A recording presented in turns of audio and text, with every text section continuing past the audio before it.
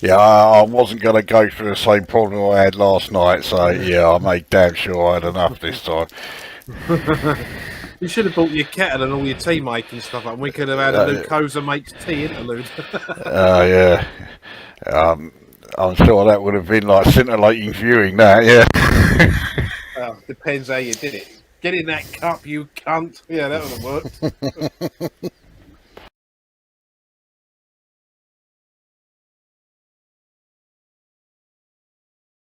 Good evening, fuckers. Once again, we are back with part 3 of our top 40 greatest metal songs of all time. And yeah, we've had our fair share of surprises in the first 2 parts, and something tells me that is not going to change for parts 3 and 4. I wouldn't have thought so. No. So, well, shall we just dive straight on in then for my song number 21? We can do if you want to go cracking straight in. Yeah, okay. I mean, is there anything that you particularly want to go over from the first 2 videos at the start of this before we get underway? I think anything I've got that's surprise based this time is going to be more palatable to you, with maybe one exception, because again, I don't really know what you think of the band in question, but we'll find out about that when it happens. Yeah, I have to say I don't think anything is going to match the biggest surprise that we've had so far, which is that the one duplicate we've had was fucking Solitude Eternus. I did not see that coming at all. So, right, anyway, let's get things underway with song number 21. This is one of the greatest bands to come from the British Isles, and I think everybody is going to know this one. So, let's hear it.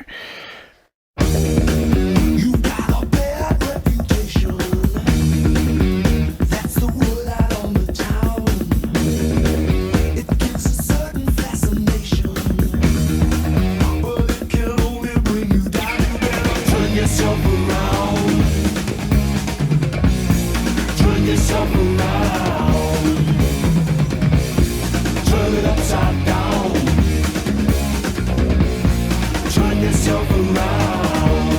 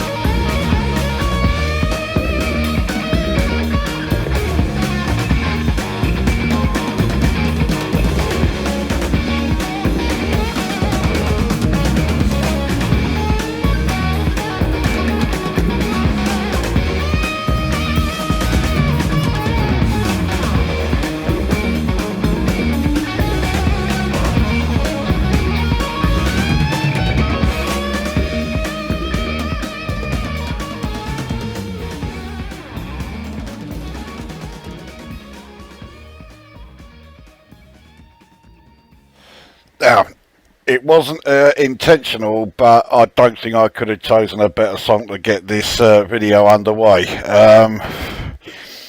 I did think that I may have been not so much breaking the rules with this one as bending them, because a lot of people consider Thin Lizzy to be like hard rock rather than metal. I've always considered them to be metal. I mean, all right, the softer end, but then, you know, bands don't have to sound like Extreme Noise Terror all the time for me to like them, you know. So yeah, I got no problem with that.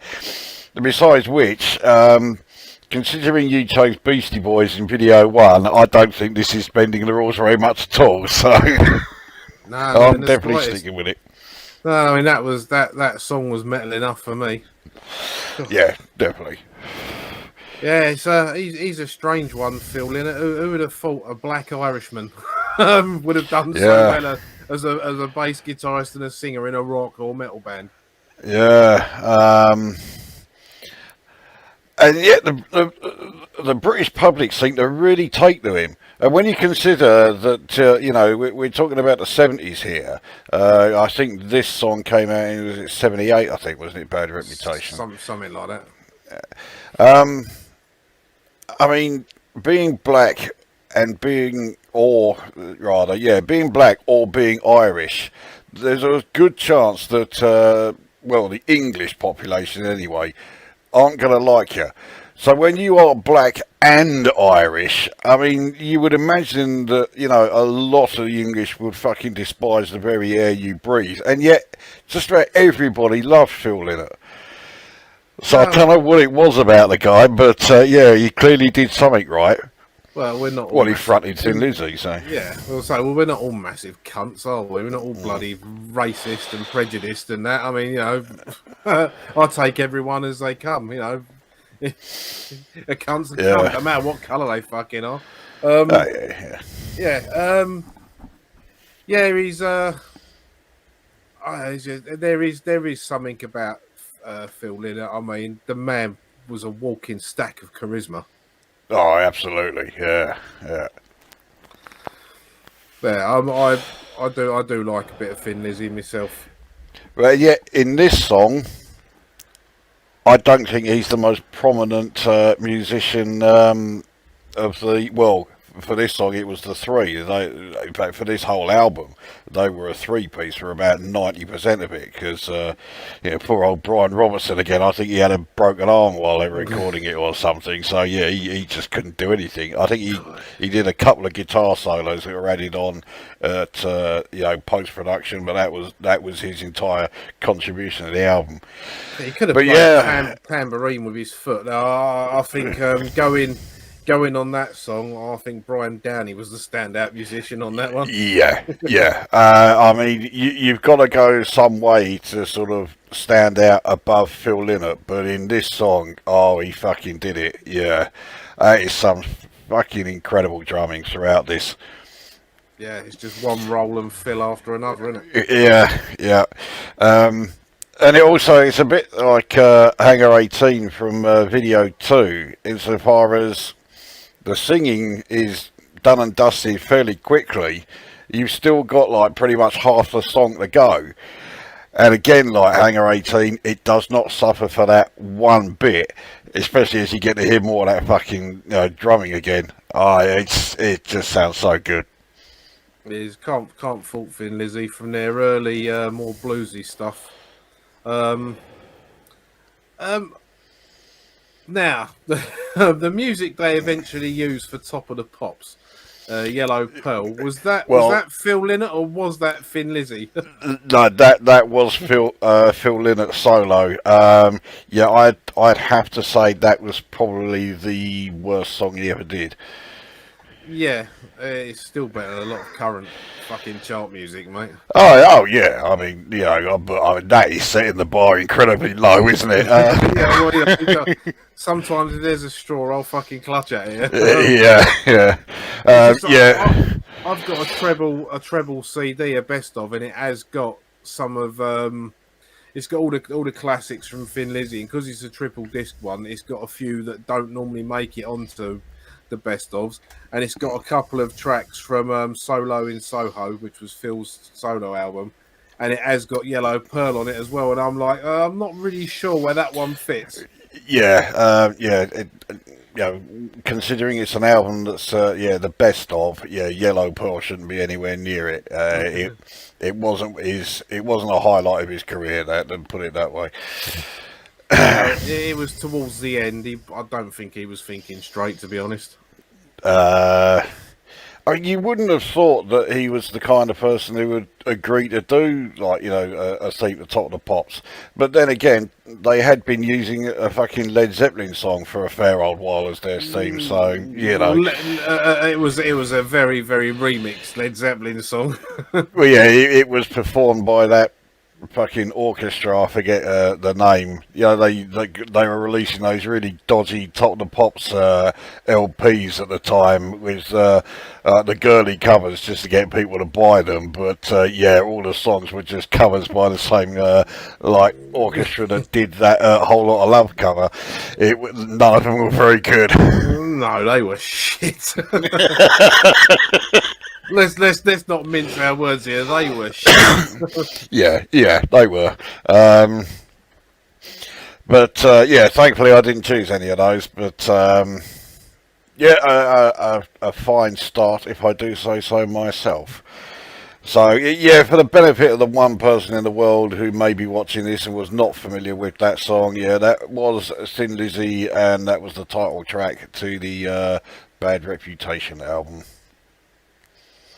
Excellent stuff. Right, over to your song 21. Well, I already know you like this song, so I haven't got to worry about that particular argument. And I think of all my songs, the last two videos I've started with a song that's got an intro built into it.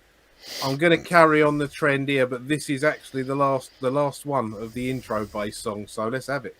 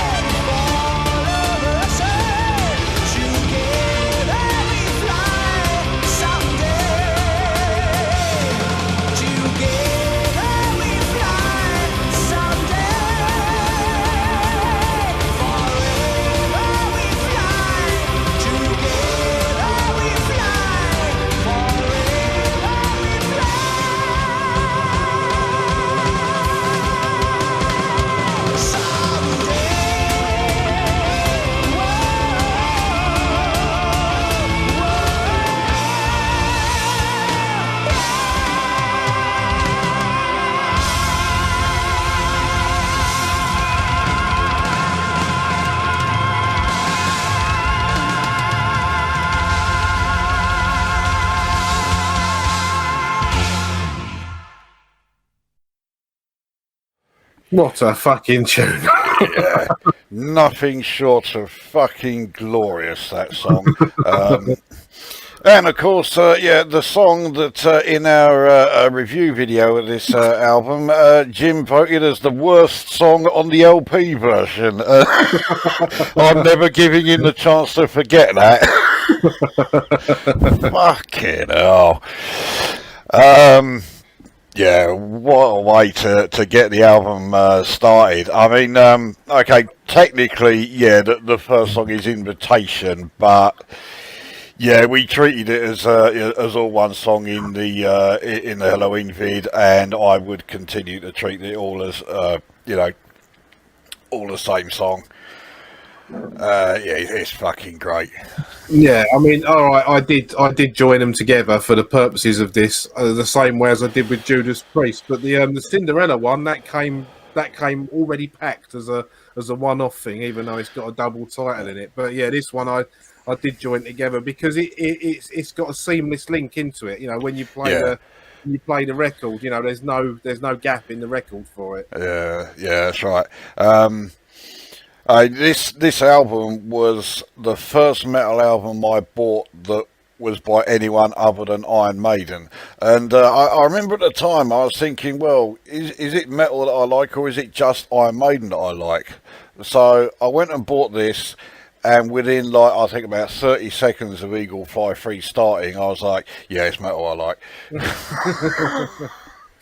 And the other thing is, we're talking about like Brian Downey a minute ago, the late great Ingo Schwitzenberg on that. What a fuck! I mean, he drums the fuck out of that one.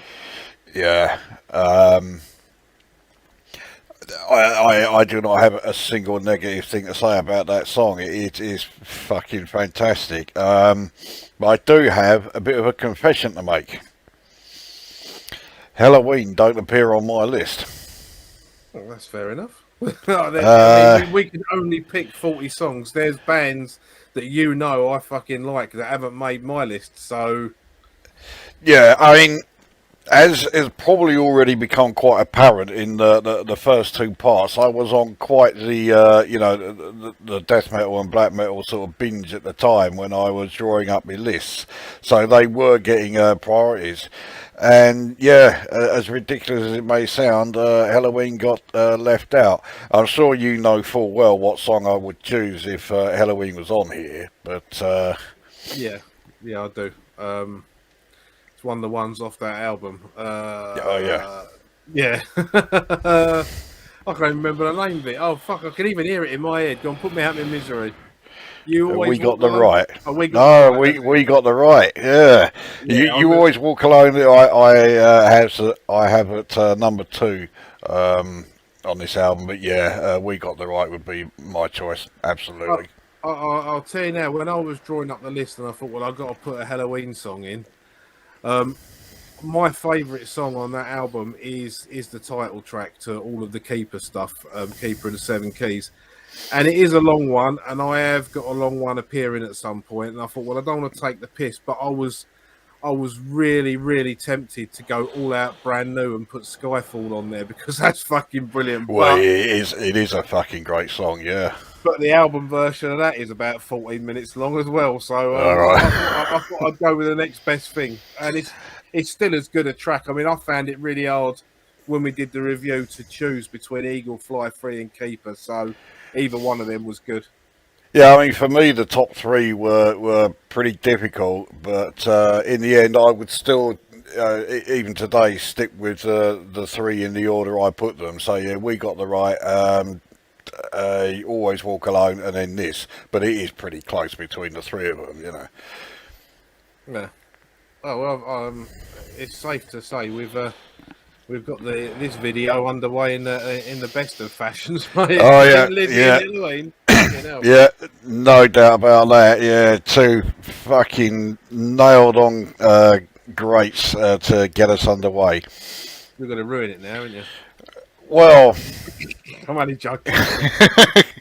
Well, we are now entering into black metal here with my song number 22, but you have heard this before, and I got the impression that you didn't mind it. If I was to say that this lot come from Greece, you now know exactly who I'm talking about. So let's hear it.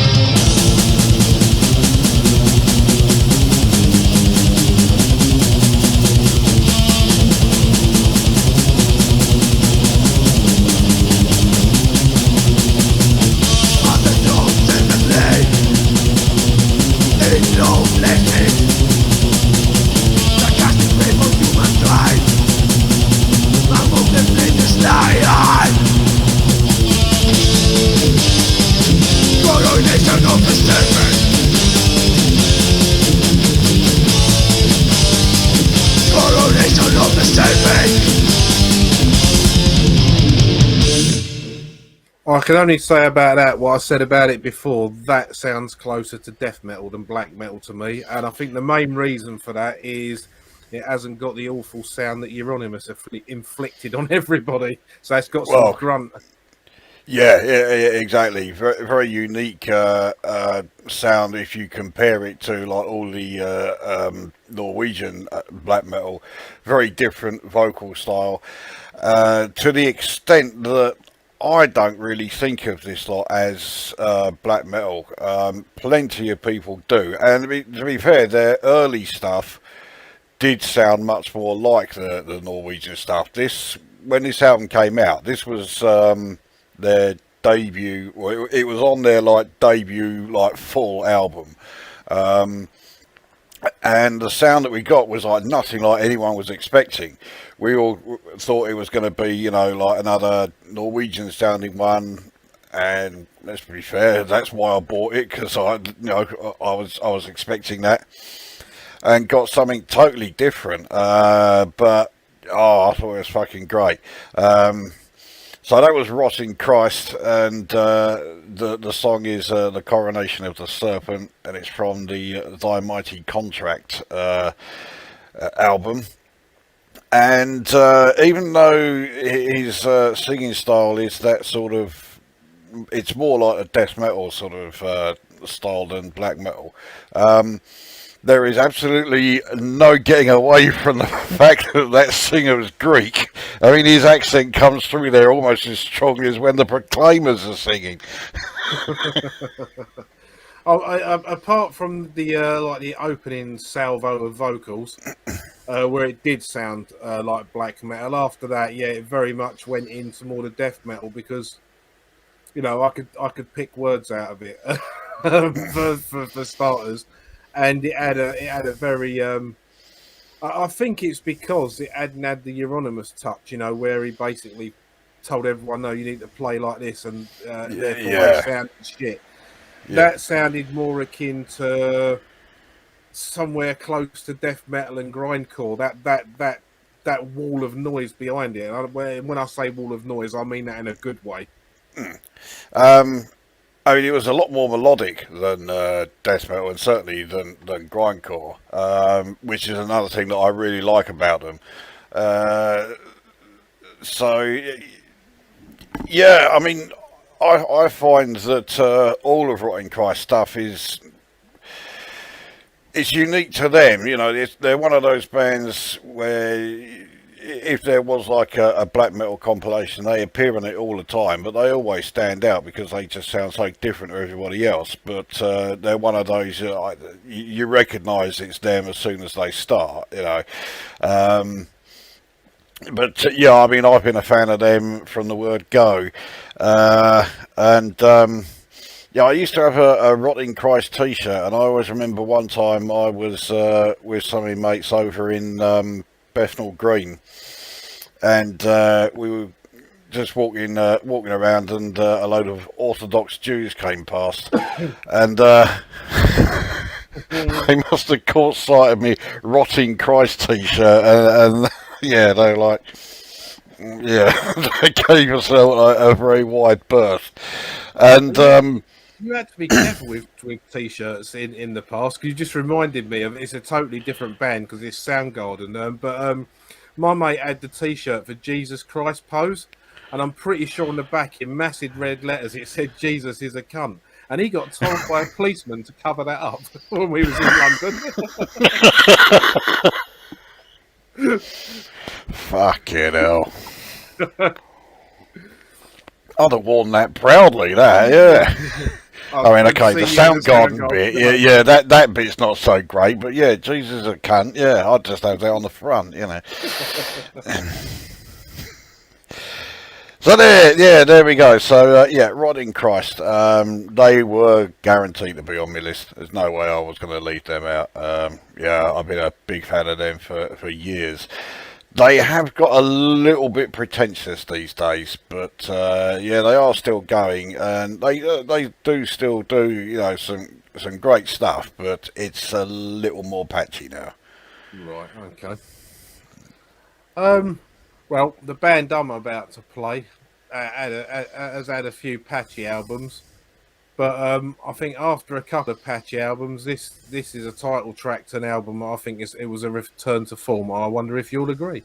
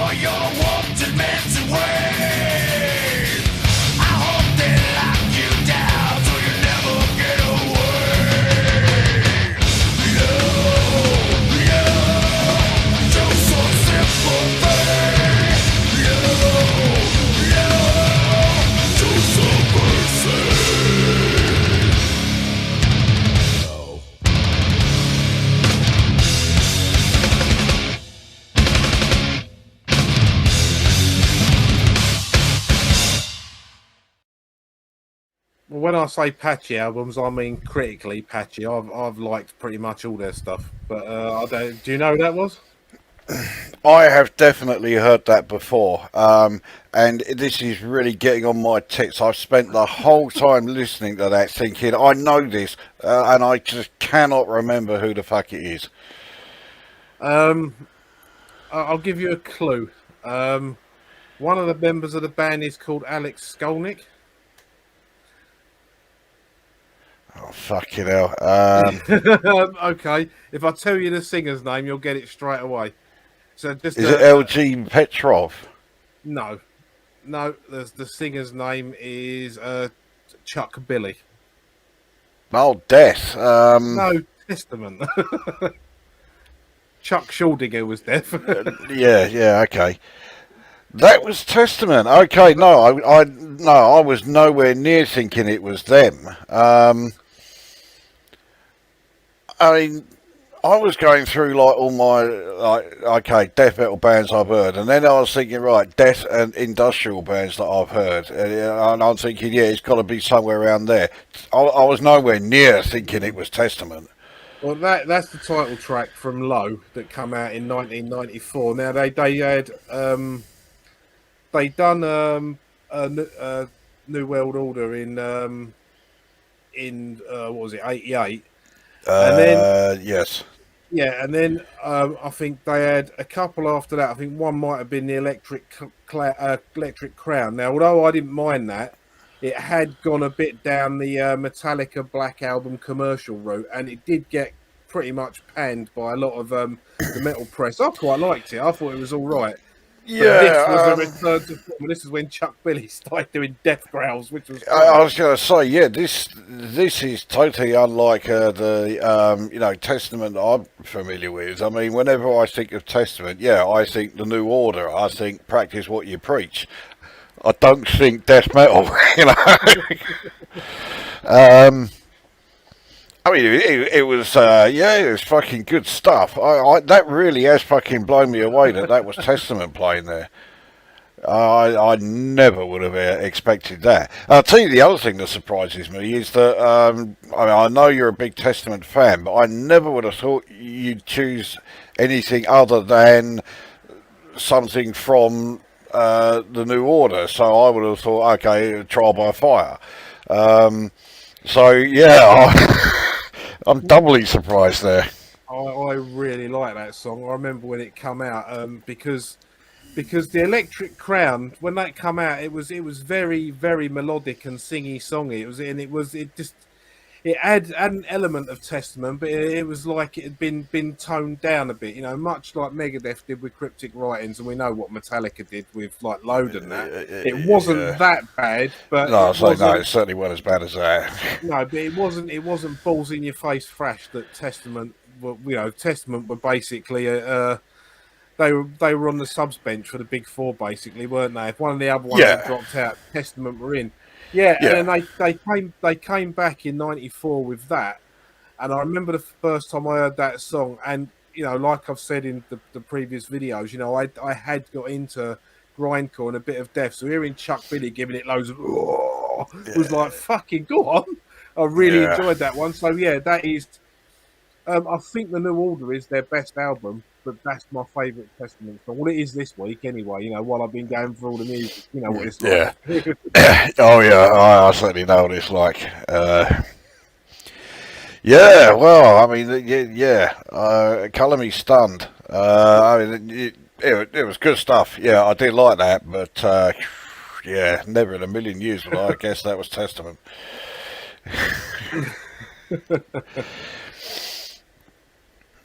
Right, well, on to my song 23.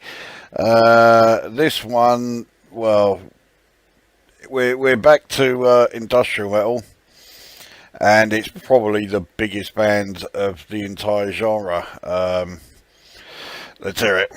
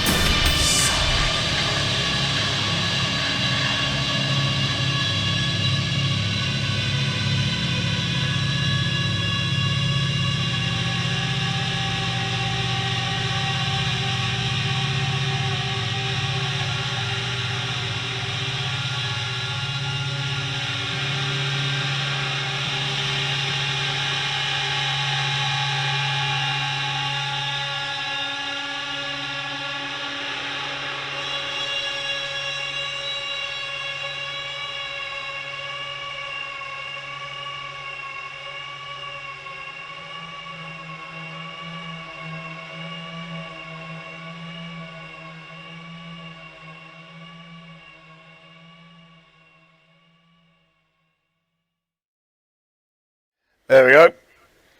Any guesses as to who that was? Well, I know you're a big Godflesh fan, so Yeah, that was them. So yeah, that was Perfect Skin, which is from the Slave State mini album. So what do you reckon? it's easy to see why some people would accuse industrial metal, industrial music in general, of just chugging along, going nowhere, and not really doing anything. But I get it that that's kind of the point. Yeah, That is something I would put on. I wouldn't put that on in the same way that I'd put on Maiden or something like that as music I would listen to. That would be perfect background music for if I'm like painting a model or something like that. That's my idea of really good background music. It's a very long song, just repetitive. It sounds good. I ain't got a problem with Godflesh at all. All the stuff that you've played me that I've listened to has been pretty fucking good, and that's no different. But yeah, you can see why people accuse it of being slow chugging and repetitive. But yeah, that's the point of it. It's yeah, industrial. exactly. That's what machines do. I mean, that also reminded me when I did the second year of my apprenticeship and I was out of college and on the job. Um, I was in a press room at MK Electrics, and you can hear in that the repetitive sound of a press going up and down, and it works really well. It's a really nice soundscape they've got going on in that one. Um, there's one aspect of that song that they changed quite a bit compared to everything else they did. That snare drum sound, they really increased the decay rate on it, so it was going on for much longer than a typical snare sound, even with the use of drum machines, which Godflesh did for the vast majority of their stuff. They did do one album with a drummer. It was either Selfless or it was Songs of Love and Hate. I can't remember which one, but unsurprisingly, it was also their weakest album. Having a drummer there didn't really work. They needed the drum machine. Yeah, stick to what you Uh, know, isn't it? yeah, exactly. It really was a case of if it ain't if it ain't broke, don't fix it. Because they didn't really have any need to go with an actual drummer, and Justin Broderick himself said, yeah, it wasn't a good idea. They gave it a try, it didn't work, so they quickly went back to using the machine again. But Yeah, I fault that mean, one. when you consider that industrial is exactly as you say, it is meant to be like very mechanical, very sort of like slow, steady pace all the way through, no variation. In fact, the amount of variation in not just bands. I mean, I'll play you two Godflesh songs, and they sound totally different to each other. You think, hang on, that can't be the same fucking band, surely? But yeah, it is. Godflesh are another one of those bands where you just cannot predict what's coming next from them. That would really be a thankless task. They were a bit of a slow burner. The first time I heard them was I got some sampler from Earache Records, and it had the title track to the Street Cleaner album, which was the first album they released on Earache, but it was the second album that they'd done. And I thought it sounded great, but if they were to start playing like Napalm Death style grindcore, but with that sound and with that vocal effect that they had for that particular song, that'd be fantastic. Which showed that I completely missed the point. But I went and bought the album anyway, and it is patchy. The good songs on there are fucking great, and they become like absolute classics in the industrial. The entire industrial genre. Songs like Christboat Rising and Like Rats. Everyone knows those. Well, everyone who's a industrial fan knows those. But it did have some rather sort of like iffy moments, shall we say. You had songs like Head Dirt, which I thought was a fucking load of shit, and Locust Furnace, which bored me into a coma, and Locust Furnace is also a great song for illustrating just how nonsensical and meaningless industrial music lyrics are. That song features the great lyric writing, corruption in the goat herd, flesh crumbles in the real world. Now, if those lyrics mean anything to you, then I don't know what you've been taking, but I am certain that it is illegal. No, that was literally someone got a load of words, threw them on the floor, then threw some darts at it. Yeah, exactly. And basically that is the that's the process of lyric writing in industrial music. You know, it's like, okay, pick a few random words. Yeah, that'll do. Right, stick them in. There we go. That's the lyrics done.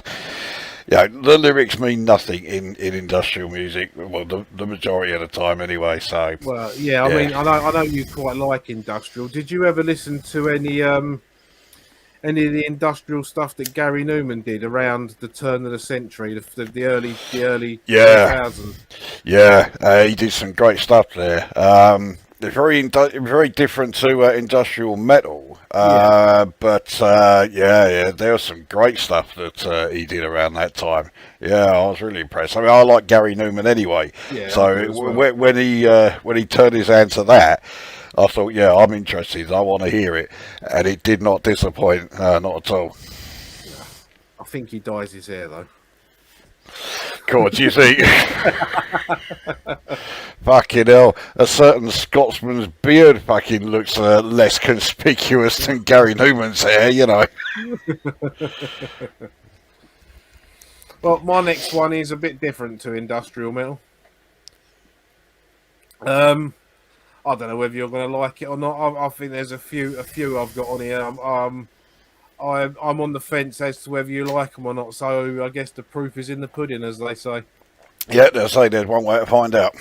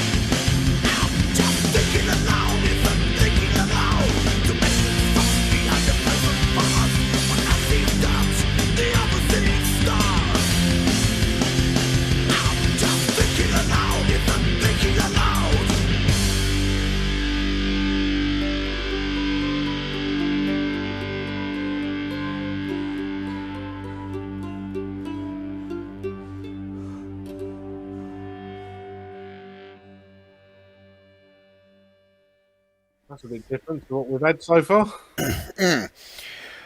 Well, I've narrowed it down to two possibilities who I think that is. And I'll admit, when it first started, I thought we were going to be hearing this thing from Bagpuss or something. Yeah, it does sound a bit like that, doesn't it? Yeah. That's not a bad thing either, actually. Okay. Well, I'm thinking it's either Skyclad or Sabbath. It's Skyclad. That was thinking aloud, spelt ALLOWED. A clever play on words. Okay. Yeah. From 1993's album Jonah's Ark, which is when they were still a fresh folk band before they went a bit levelers. Yeah, you could certainly hear the thrash influence there. Yeah, I must admit, once it actually started, yeah, that was all right. Yeah, quite a surprise. The fact that it had such a sort of like thrashy sound to it had me thinking it was more likely to be Sabbath than Skyclad. So I'm a bit surprised that yeah, it did turn out to be the latter.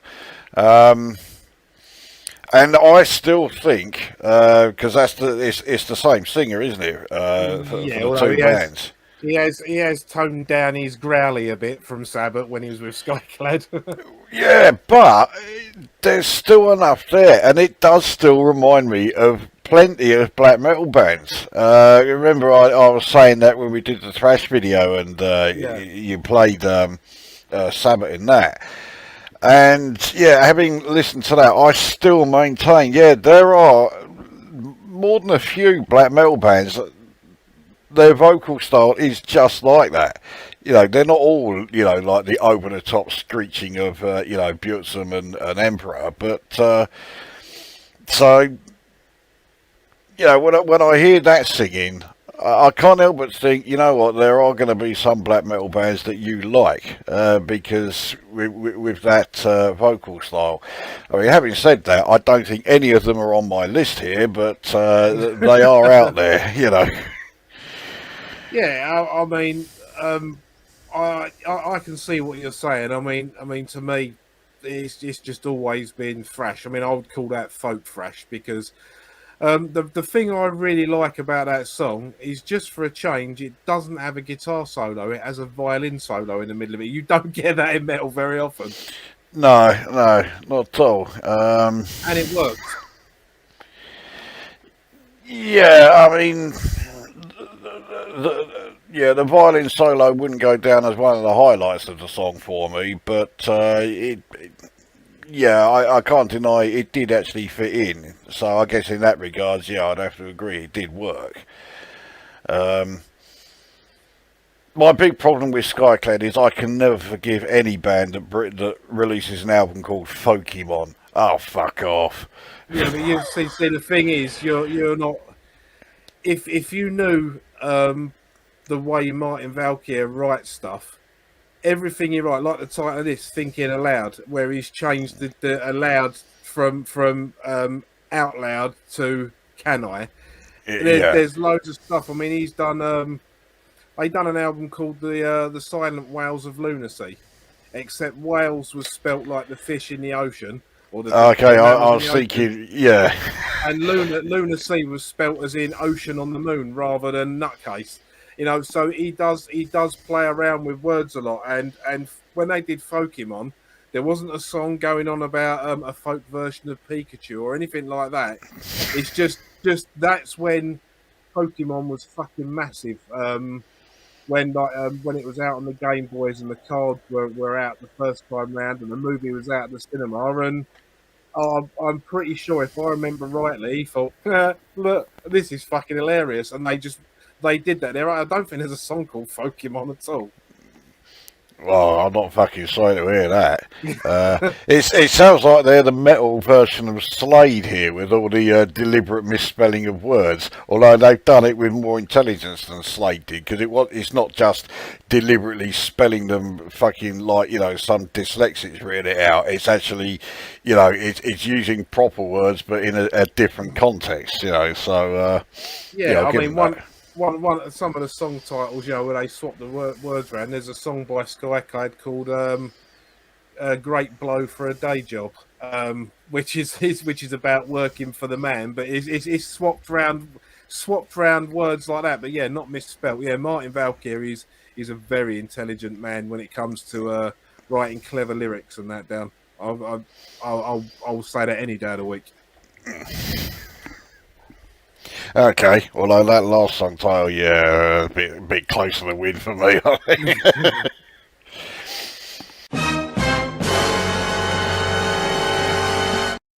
Right, we are on to my song 24, and for this one, I'm going to stick my neck out and say I think you may think this song's alright. Okay, let's try it.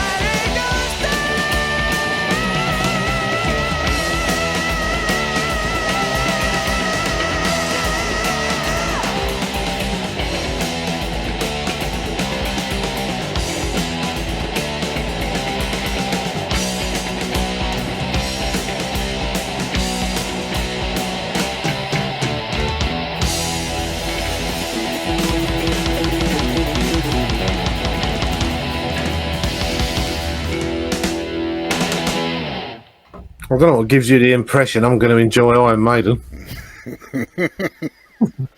Yeah, there's just something in the niggling in the back of my mind made me think. Yeah, you may think that one's all right.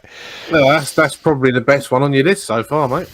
I would have to go along with that. I think if I was doing this in order, this is going to be my number one. I mean, it's my favourite song on my favourite metal album.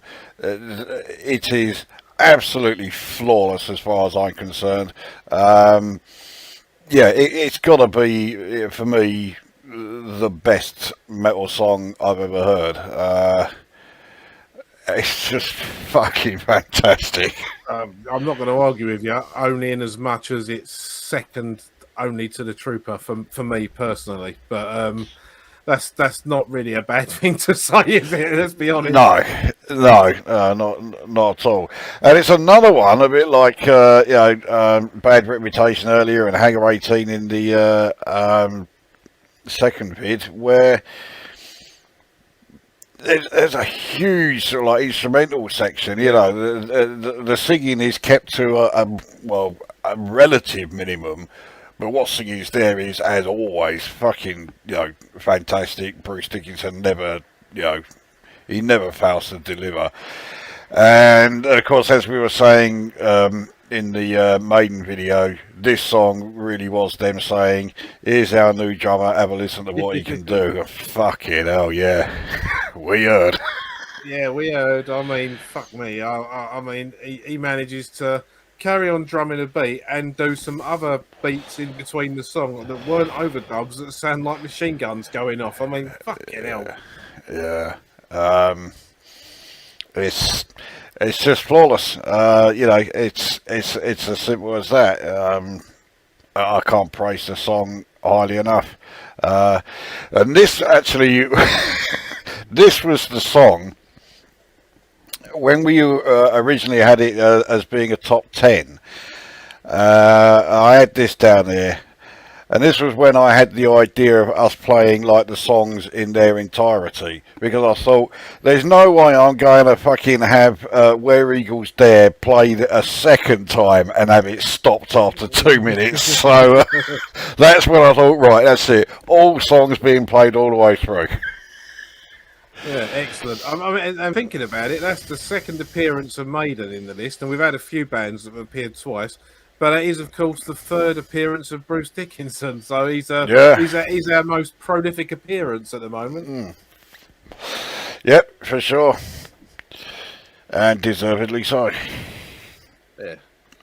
Well, as you said to me then, that I thought that was going to be a bit of all right. I've got the feeling you're going to be exactly the same about what I've got to play next. Okay. Sounds promising.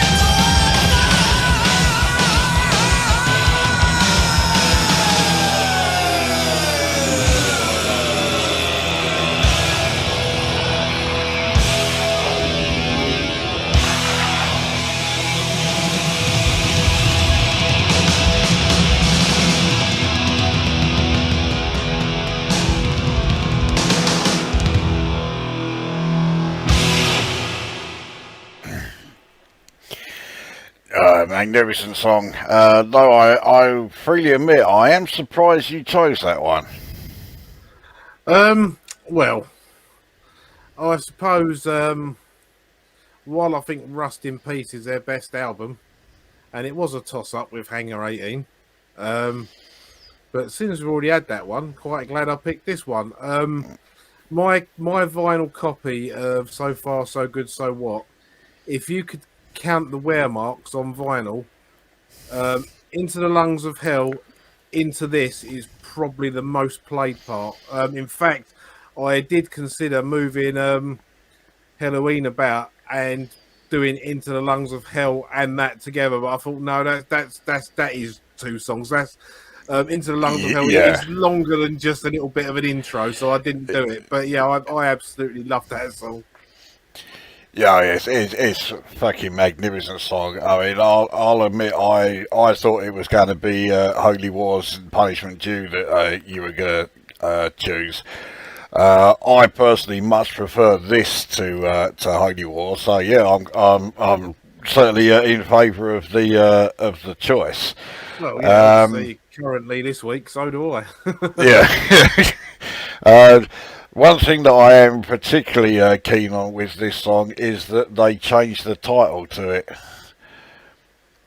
All right. Because it wasn't originally going to be called Set the World Afire.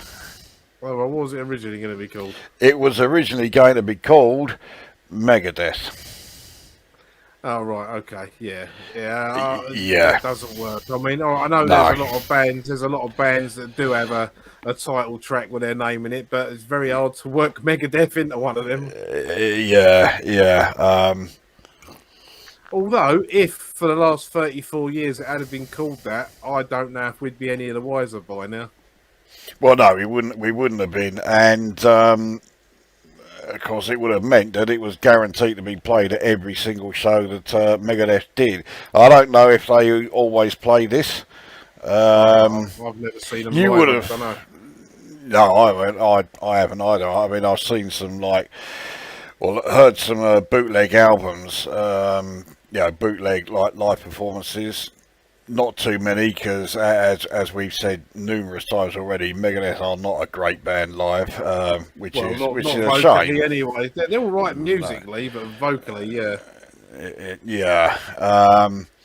That's a shame, because you listen to songs like this, and you think, yeah, these guys are fucking. They've got something about them that really fucking works, but live it just doesn't. And I think it's because, well, yeah, I mean, this lineup sort of, didn't exactly last very long, did it? No, it was an entire album. It was not miraculous. It even lasted as long as that, But it's a really tough call for me as to between this and Into the Lungs of Hell as to what is the best song on So Far So Good. I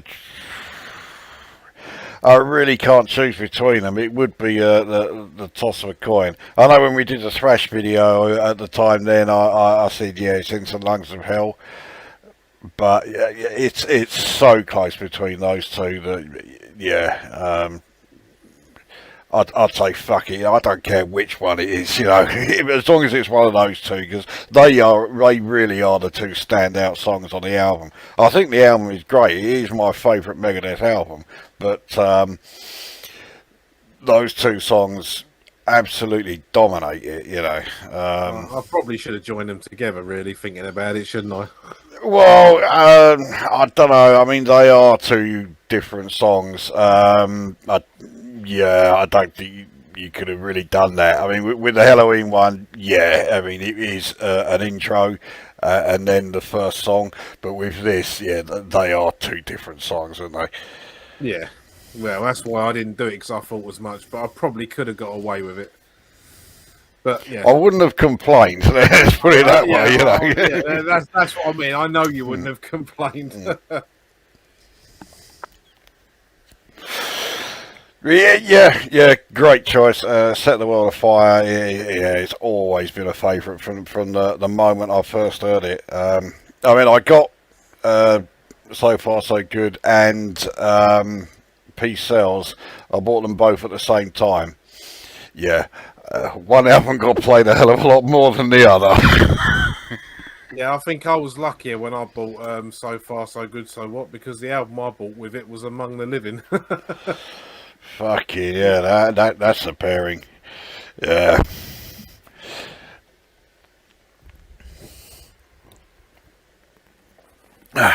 Yes, excellent choice there. So we go on to my song 25.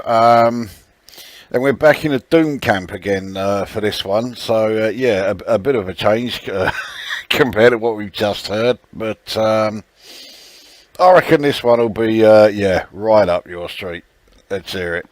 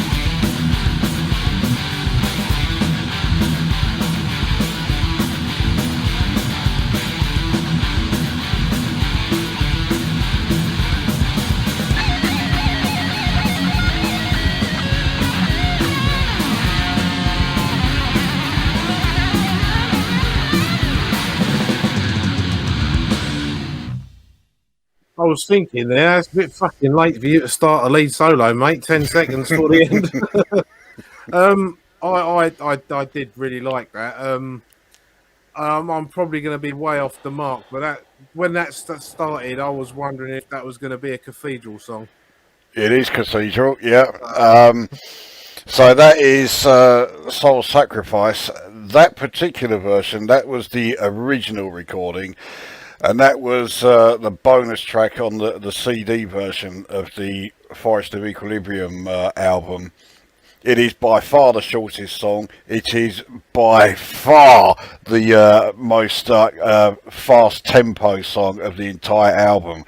When it comes to like the real sort of feeling of moroseness and just downright fucking depression, this album makes every other doom metal album I've heard sound like, you know, some fucking cheery party fucking piece. this really is music to fucking slit your wrists to.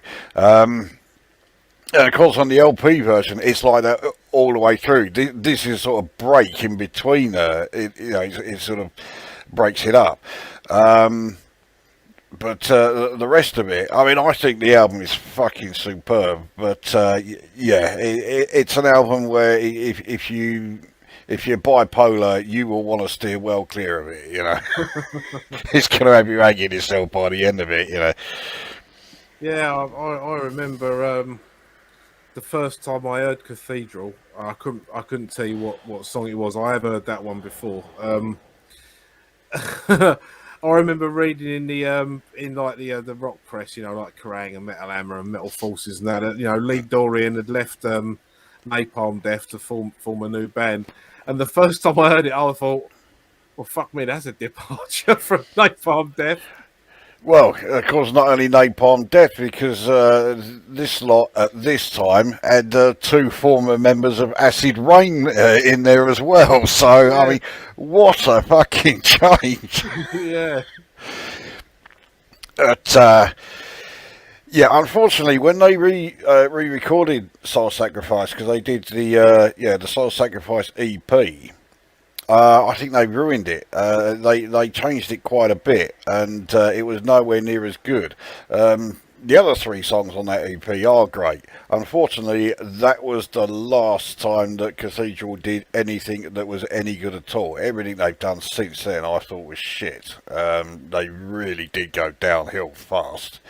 I thought the Garden of Unearthly Delights was all right. That's a more recent one that I got hold of, because I hadn't heard them for years, and I had heard that they'd kind of changed and they weren't what they used to be.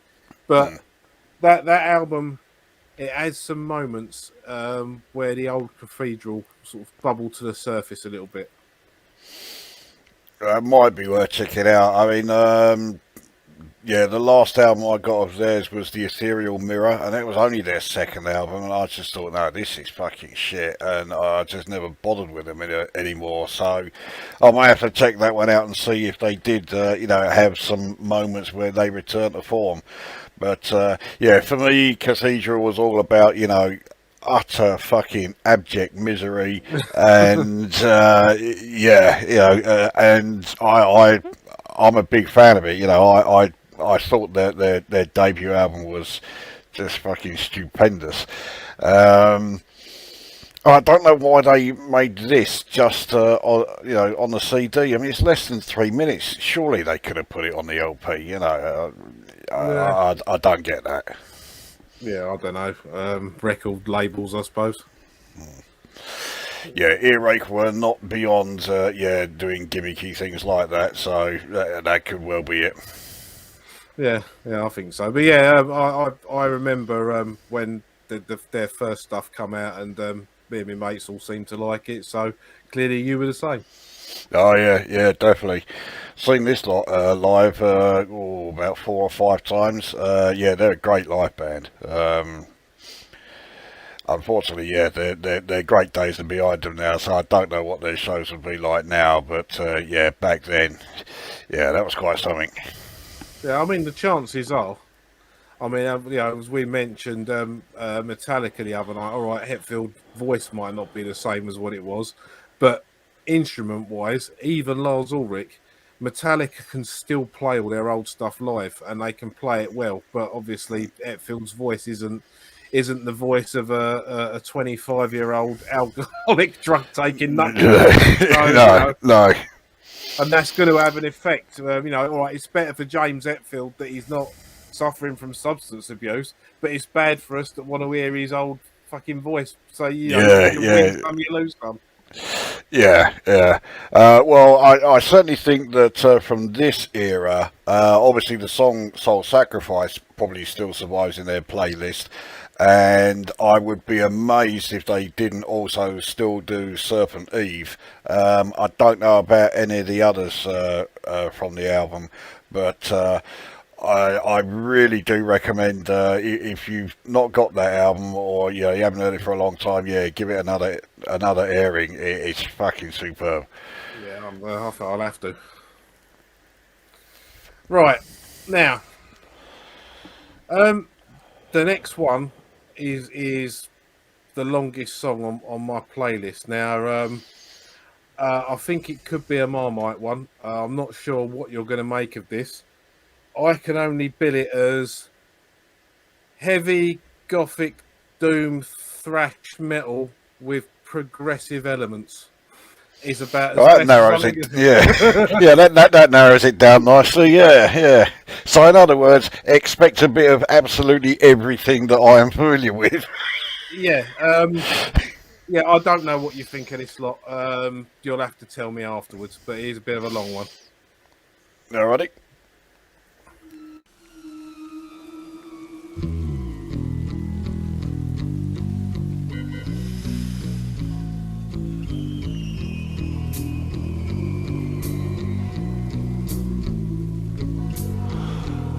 I went looking for trouble. And boy, I found her. She's in love with herself. She likes the dark. And on her milk white neck, the devil's mark. Now it's All Hallows Eve. The moon is full. But will she trick or treat? I'll bet she will. She will.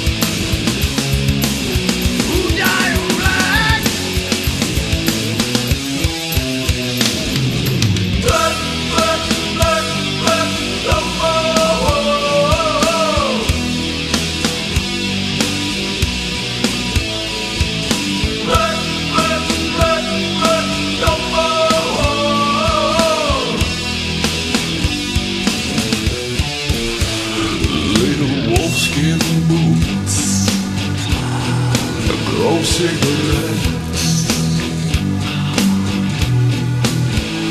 and erotic funeral for which she's dressed. Her perfume smells like burning leaves. Every day Halloween. Yeah, you wanna go out, 'cause it's raining and blowing. You can't go out, 'cause the rules are showing. I am blind. Who die of black? Black, black, black, black, no more.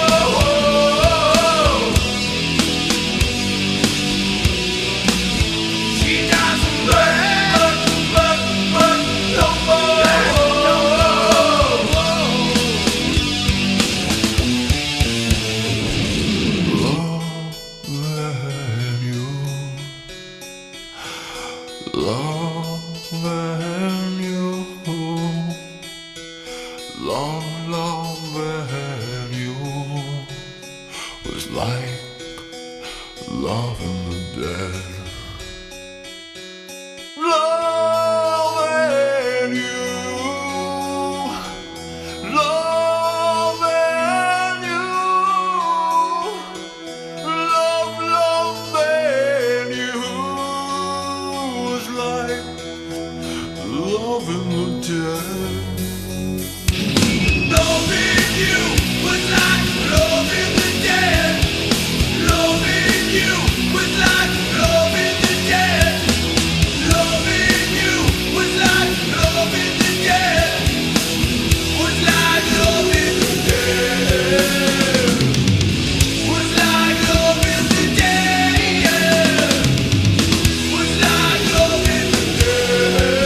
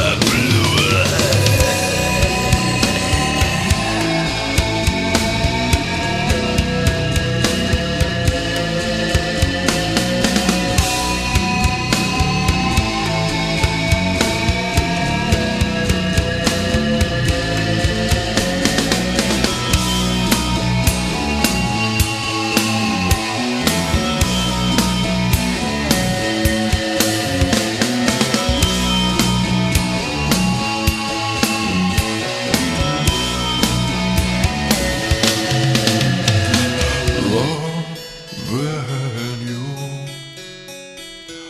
loving you,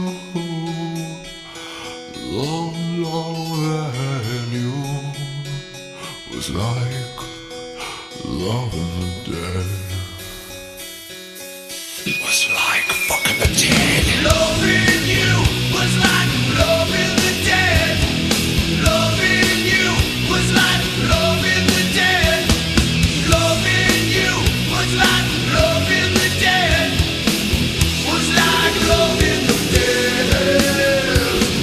Loving you, loving you, loving you, loving you, loving you, loving you.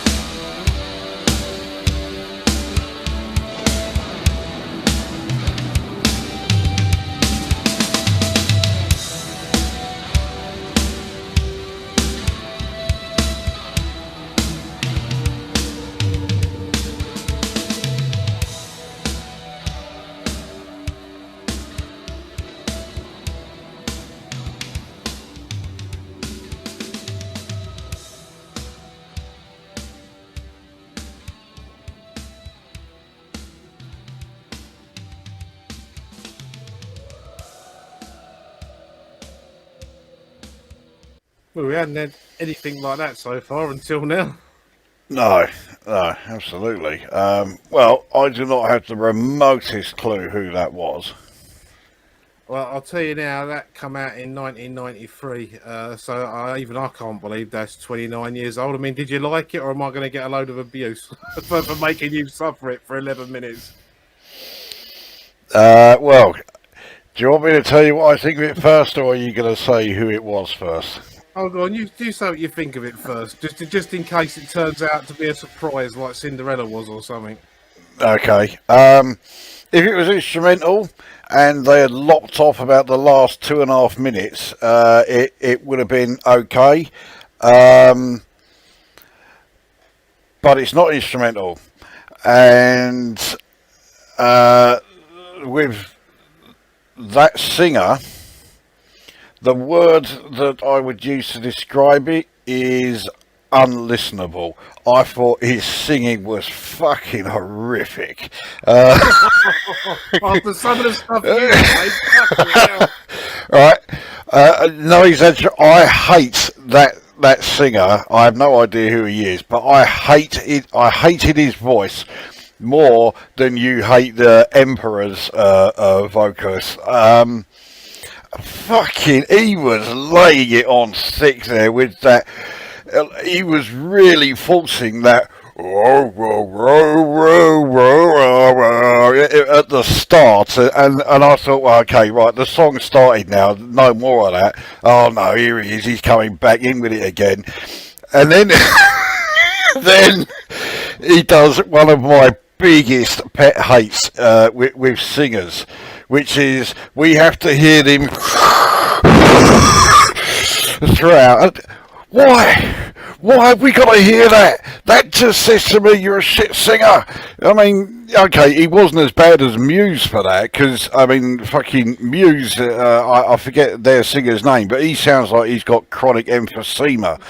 He's atrocious.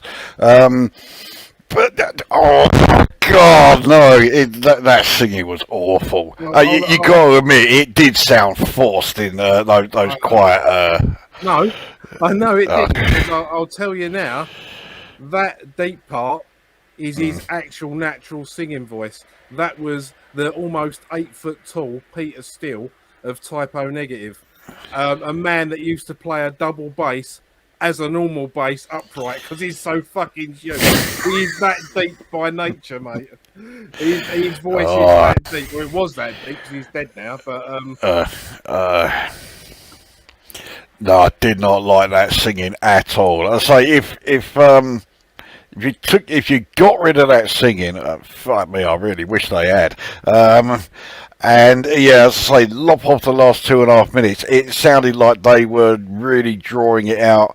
I mean, I'd put it on par with that Fudge Tunnel cover of Changes. They really drew out the ending of that, and it kind of ruined it a bit. If I'd remembered that was on there, I wouldn't have put it on my list.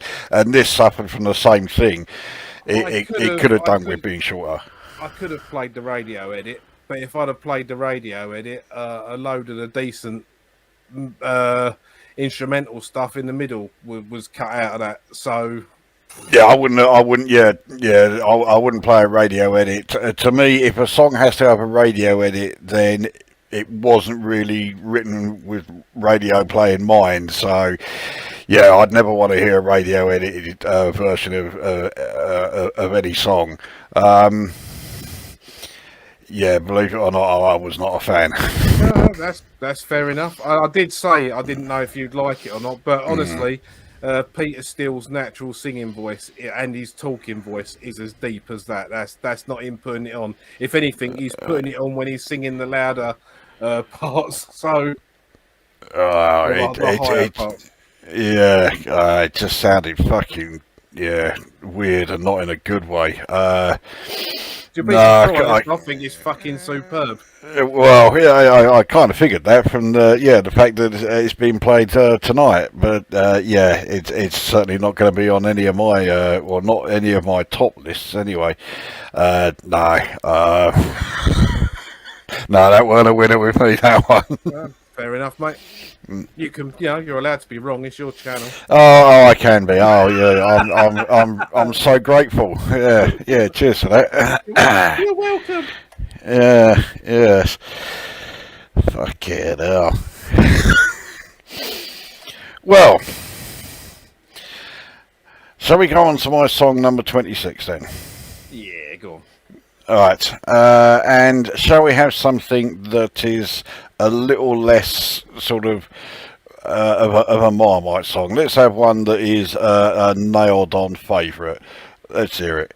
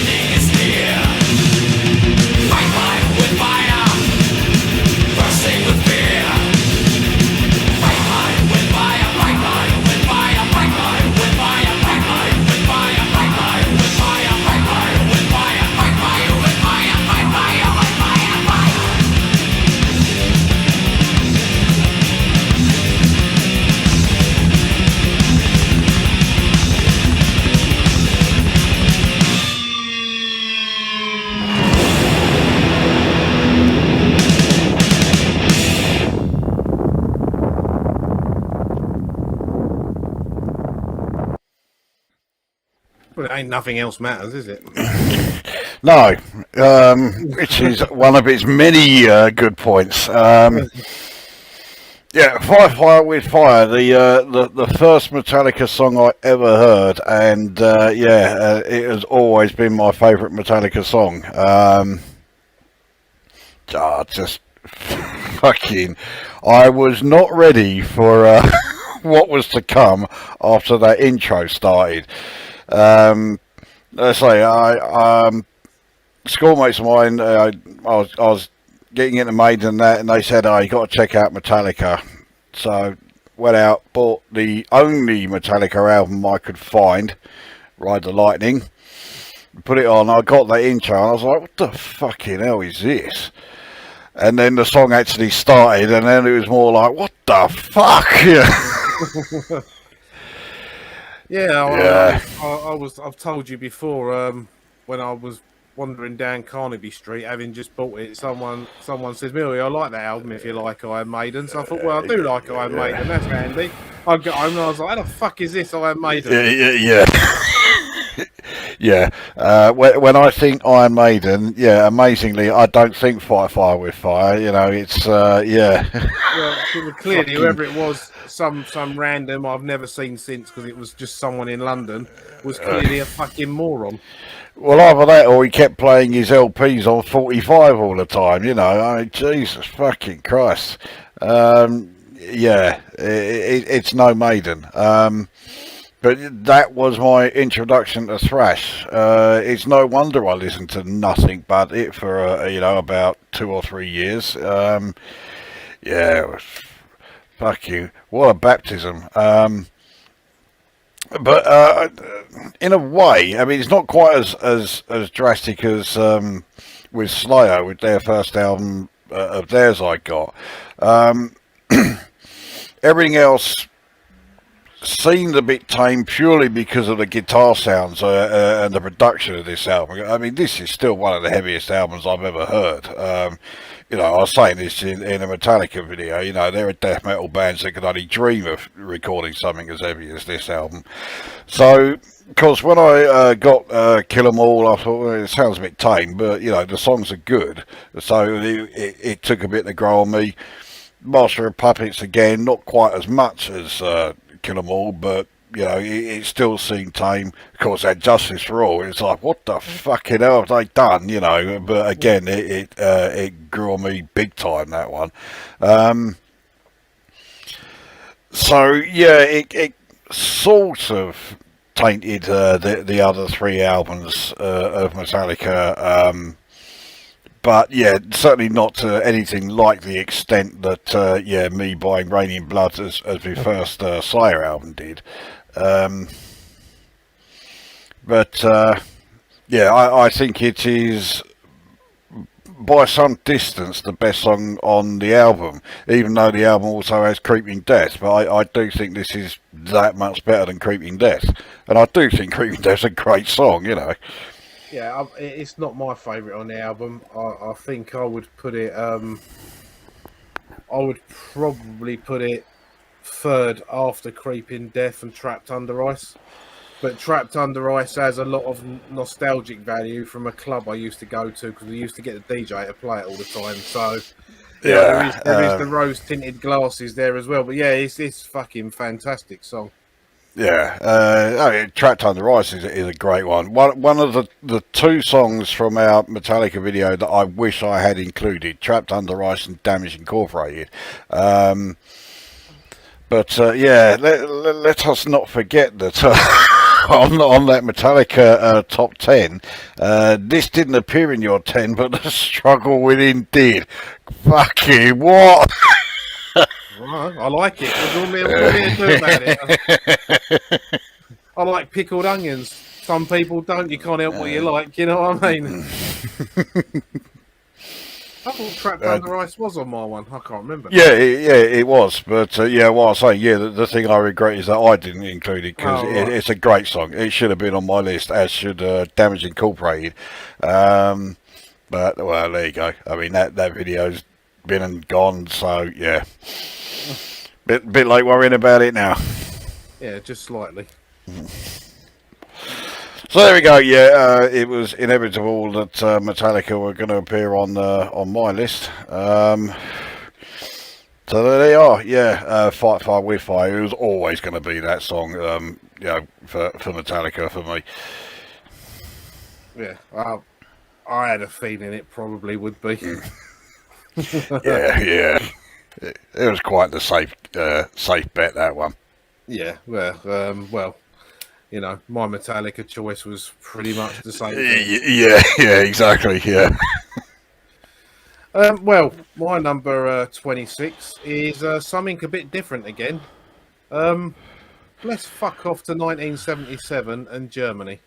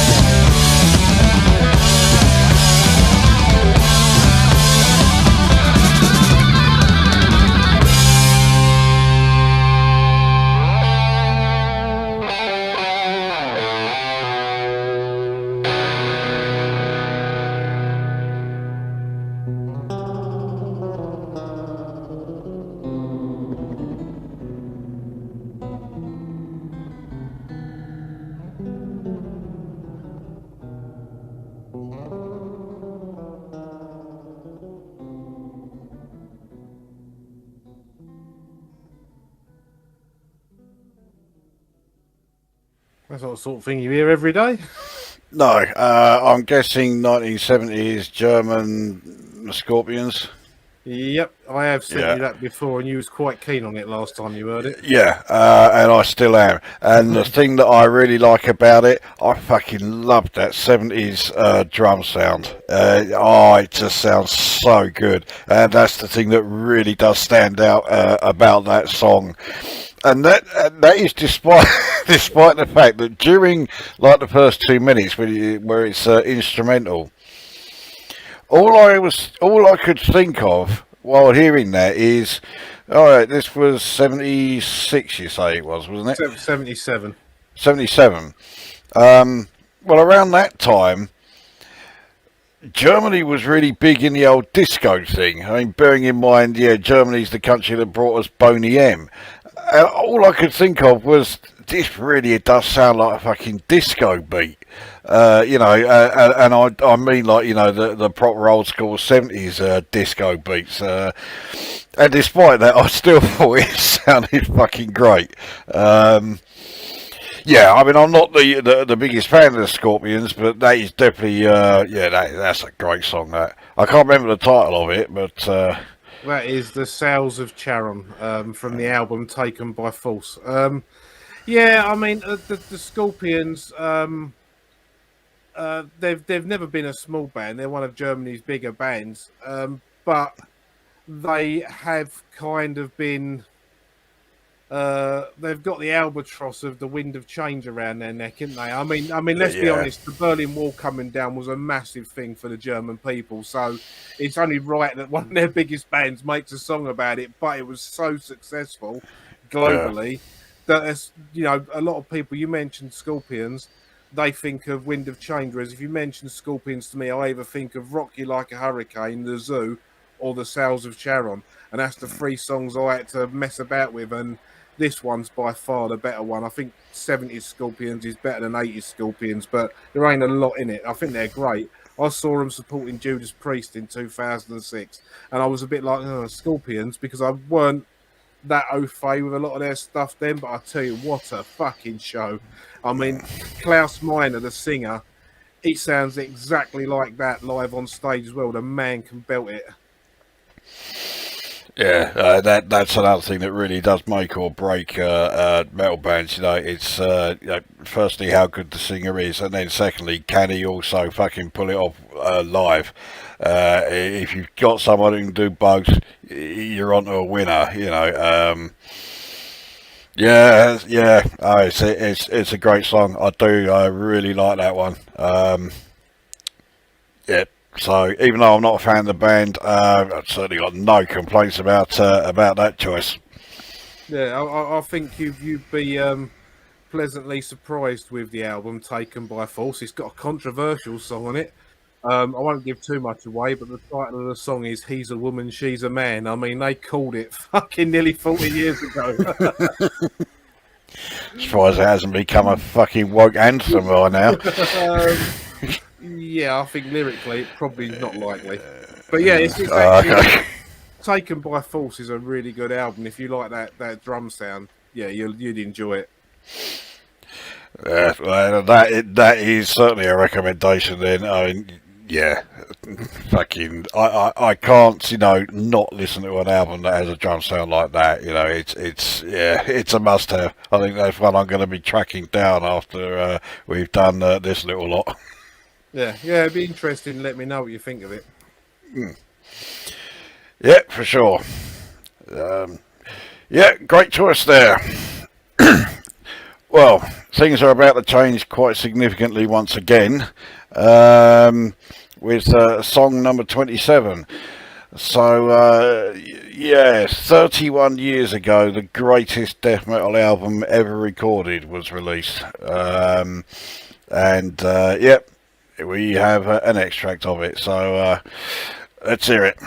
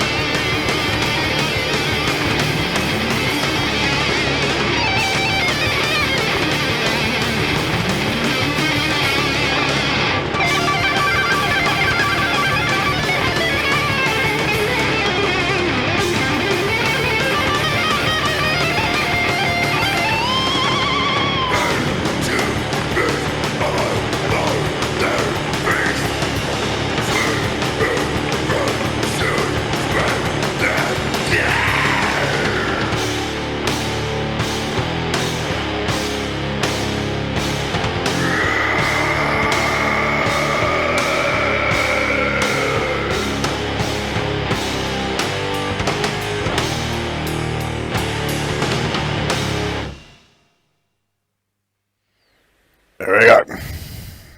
That weren't too shabby, and that is exactly the type of death metal where the vocals are so well tuned to the level of the music that if I can't understand the words, which some of them were a bit hard to pick out, it just plays along as another instrument. And yeah, I can get on very well with that kind of death metal. Yeah. So that was Autopsy. The song was Destined to Fester, and it came from the Mental Funeral album. And at this point, death metal bands had learnt that if you wanted to sound as heavy as you could, you slowed down. You didn't try and play faster and faster and faster each time because it was getting ridiculous. And they finally realised, yeah, slow it down, and it fucking works. Because on this entire album, there's only one song that is, it's not blisteringly fast, but it's like fast paced all the way through. That's it. The rest are also like this kind of pace, and it fucking works. The other things that make it really work for me, yeah, you hit the nail on the head there. The vocals. Chris Reifert is the best death metal vocalist I've ever heard. And then there's the production. I love the production on this because there isn't very much production there. It does sound very raw, especially with the drum sound. Because around this time, I know I've said this before, but around this time, death metal bands all sounded the fucking same. Like every Scandinavian death metal band, and there was a fucking shitload of them, they all went to Sunlight Studios in Stockholm, and they all went there, had Thomas Skogsberg producing it, and they all basically said, right, yeah, that Entomb setting, use that, right, okay, and every band sounded fucking identical. Meanwhile, over in America, every fucking American death metal band would go to fucking Morris Sound Studios, and they would have Scott Burns producing it, and they would be like, hey, you know that really ultra genetic setting that you use because it's the only one you know? Yeah, we want to sound like that. So again, they all sounded the fucking same. And Autopsy always deliberately avoided that studio like the plague. They wanted nothing to do with it. They wanted to sound unique, and they fucking well did. I think they are probably the best death metal band of all time. Yeah, I got nothing but praise for them, especially this album. This is such a monumental album. This. Well, I don't know if I'd praise it quite as highly as you do, but yeah, there was nothing wrong with that at all. It didn't just sound generic, and yeah, I do like the slow, chuggy, more doomy death metal, should we call it? Because yeah, well, yeah, I think for this album, it certainly is. It is practically a death and doom hybrid. This one. The only drawback with Autopsy is that yeah, they have Megadeth syndrome. They're fucking atrocious live, and the problem is that yeah, Chris Reifert is the vocalist and also the drummer. When they're in the studio, of course, he does them separately. So, you know, they'll drum the song, then they play the song back, and he records the vocals over the top. He fucking cannot do both at the same time. He's fucking hopeless at it. So when you get like live shows, he is literally just going and that's it. That's all he can do. So yeah, don't bother going to see him live. I don't know why when bands do that, they don't get another drummer in. I mean, do you remember when, I know it was on the Black Album tour, so you wouldn't have been that interested, but James Hetfield got blown up by a pyrotechnic. And he burnt both of his arms, he couldn't play guitar. So they got another guitarist in, and he done the singing because he couldn't do both. I mean, there's no harm in doing that. No, I totally agree. The only thing is, I think Chris Reifert is such a great drummer. I'm glad that he does do the drumming for this.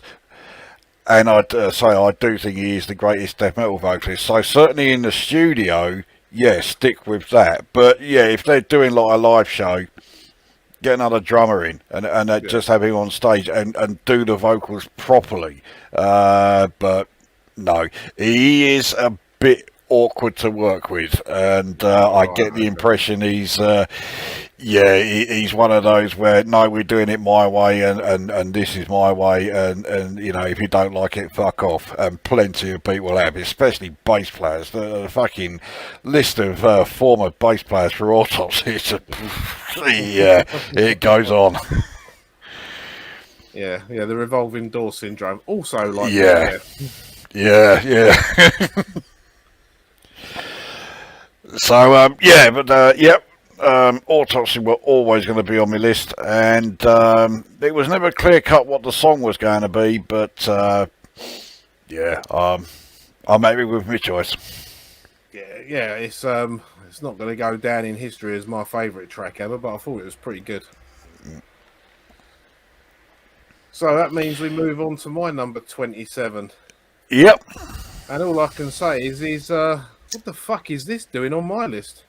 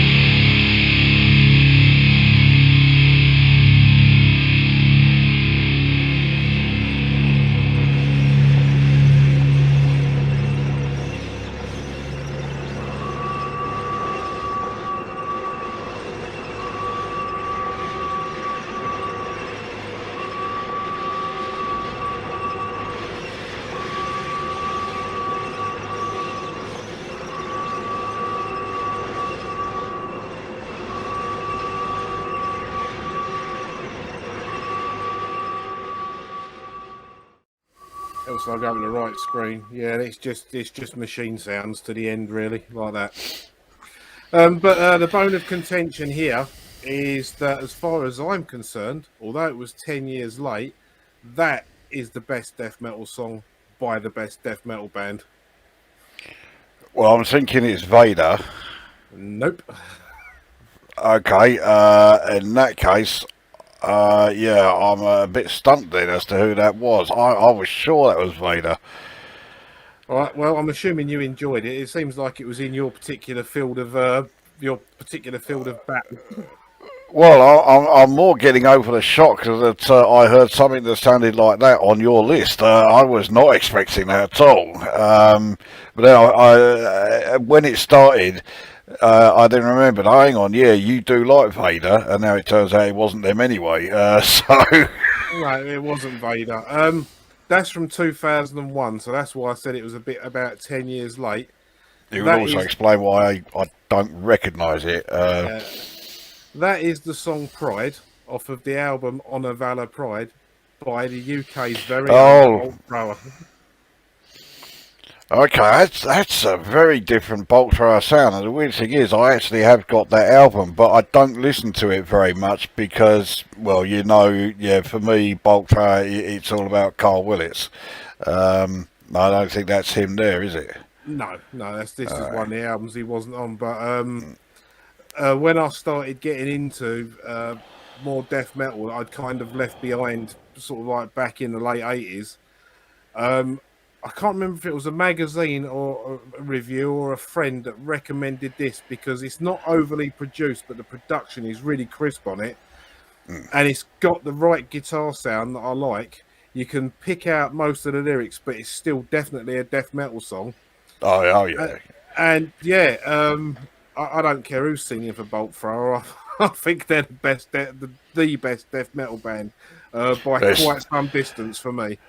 Well, I think they are certainly the best British death metal band, hands down. Yeah,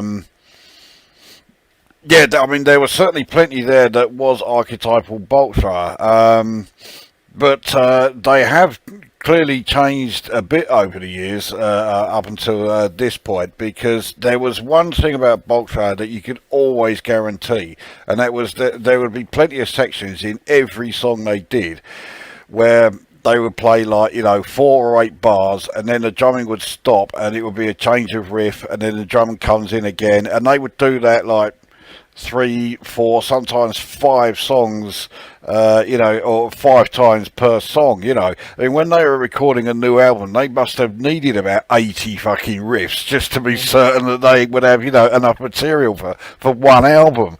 But they seem to have dropped that for this, and to be honest, I don't think that's a bad thing, because they did overdo it a bit, and sometimes you found yourself wishing, oh, I wish they didn't do it quite so often.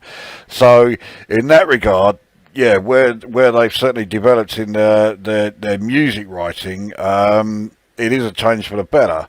Let's not forget, though. Go on. I was just going to say also, for once, the drum sound there is fucking great. Bolt Thrower's drum sound isn't always the best, but there, yeah, it was fucking bang on. Yeah, the thing to remember is also now, I'm playing that, and it's like way past death metal's sort of like heyday. But of course, 2001 was 21 years ago, so they may have changed again since then. And of course, Cole Willits is back with them now.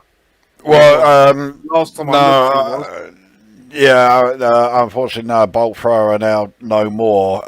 Cole Willits and at least one other member of Bolt Thrower have gone on to form another band, but yeah, their drummer, who, to my shame, I've forgotten his name, he died, and when that happens, they said, right, that's it, we're calling it a day as far as Bolt Thrower goes. So, yeah, unfortunately, Bolt Thrower have finished, but yeah, Carl Willits and at least one, I think it may even be 2 former members of them, have gone on to form another band, and I can't fucking remember the name of that band either. I'm pretty hopeless there. If they've got any sense, they've called themselves Trebuchet or something. Yes, yeah, stick with a good old War Machines theme, yeah, that would be fine. And let's face it, Trebuchet certainly sounds better than Battering Ram or something, Yeah. doesn't it? Yeah. But for me, that's the finest death metal song. For, my own personal opinion, obviously it's on my list. I absolutely rate that. And like when I listen to that album, I think, oh yeah, I'm gonna listen to some Bolt Thrower. And even when I got them all, and I was going through some of the albums that you recommended to me, when I finished, I still went back and I played that album, and I found what I did with that album was I'd get it up on my player. I'd play Pride first, and then I'd go back and play the whole album. So I'd get Pride again because it's the penultimate track pretty much on the album. So it's like the album closer, as far as I remember. So if I listen to that album, I tend to listen to that song twice because I think it's that fucking good. So is it the actual the sound itself and the production of that one of that album itself that makes it stand out then for you? It's everything. It is everything about that. It's got the chugging guitars that aren't played at 6 million miles an hour. It's got a similar guitar sound to some of the slower stuff that Creator do, and I love their guitar sound. So it's got like a thrashy sound, but it's got a death metal beat and swagger about it. Of course, it's got like the death metal vocals. I don't know. It's just an album that's greater than the sum of its parts, and I fucking really rate it highly. Well, I think after listening to that, and of course we had was it a World Eater from Realm of Chaos in part 2. Now, if you want something that's sort of like part way between the two, so it's not as outrageously heavy as Realm of Chaos was, and it's more in line with what you just heard, I would definitely recommend you giving the Fourth Crusade another airing. I think, yeah, you would love that one. Of course, well, certainly as far as I'm concerned, Carl Willett's vocals are on there, so they're not actually that much different, but they're different enough for me. I suspect they'll be different enough for you, and that may be the only very slight stumbling block. But I think you give that album a try. I think. Okay, well, I'll give that album a try, and you give this one a try then. Yeah, I'll give this one another go. I mean, I'm quite happy to listen to a Bolt Thrower again. So, it is an era that I don't listen to quite so much because, I'm all about Carl Willits as their vocalist. So, I'll certainly give that another airing. I mean, that was great, that song. I don't think that's going to surprise you to hear me say that. Yeah, so that's kind of 3 surprises in a row from me. There, one you didn't enjoy at all, one that you did, but it's very that Scorpion song is a very strange sounding song, and then I've thrown Bolt Thrower into it. Yeah. I mean, I did not expect Bolt Thrower to be appearing on your list. I mean, I know that you rate them, but I didn't think you would rate them, highly enough for them to appear in your 40 here. Oh, that song, absolutely. Well, obviously, because I'm just playing it. Yeah, great stuff.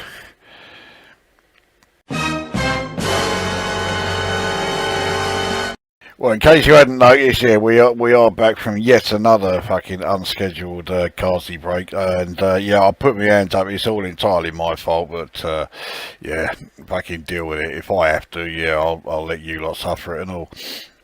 Right.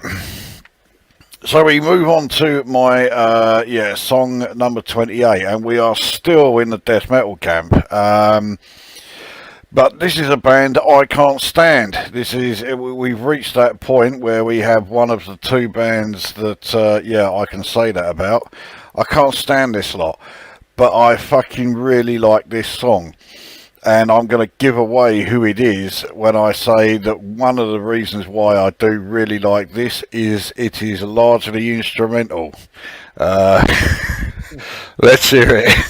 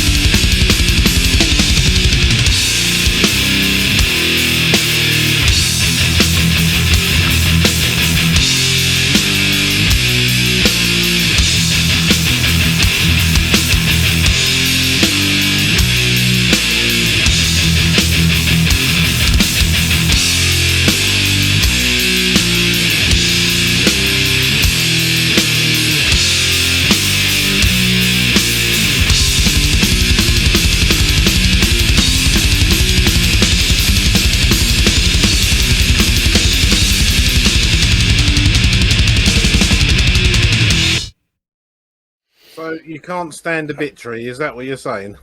I am indeed, yeah. Yeah, that is who that was. Obituary. The song was Intoxicated, and that is from the album Slowly We Rot, which was actually the first death metal album I ever bought. And that's, out and out death metal, not grindcore, because I'd already bought plenty of grindcore stuff before I found this lot. And I detest the vocals. John Tardy's voice is fucking horrendous. He does sound like Scooby-Doo being sick, but Slowly We Rot is one of the first death metal albums that I heard, and as anyone that likes more extreme music would have heard from that. I mean, musically it's brilliant, and I think John Tardy he's a rubbish vocalist, but I think I almost feel sorry for him, and the amount of flack he's copped over the years.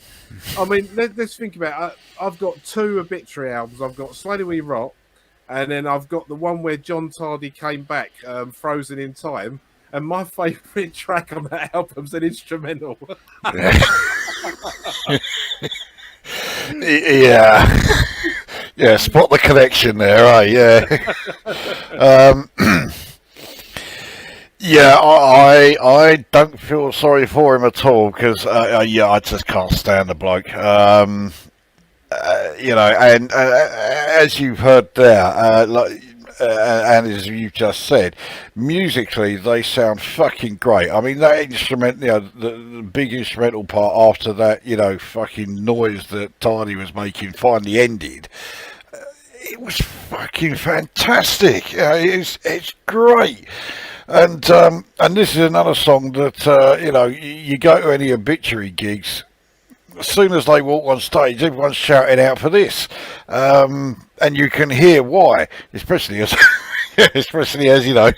Tardy's finished and the song ain't even halfway through yet. So what about the stuff they recorded while John Tardy wasn't in the band?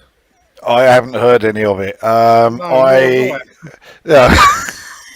I had their first two albums, so I had I had Slowly We Rot, I had Cause of Death, which is an even worse album than Slowly We Rot, and then a mate of mine got The End Complete, the third album, and I listened to it once and I was like, this is shit, and I just never paid Obituary any more attention after that. So yeah, I haven't got a clue how they sounded without him. Probably a downside better, that's for sure.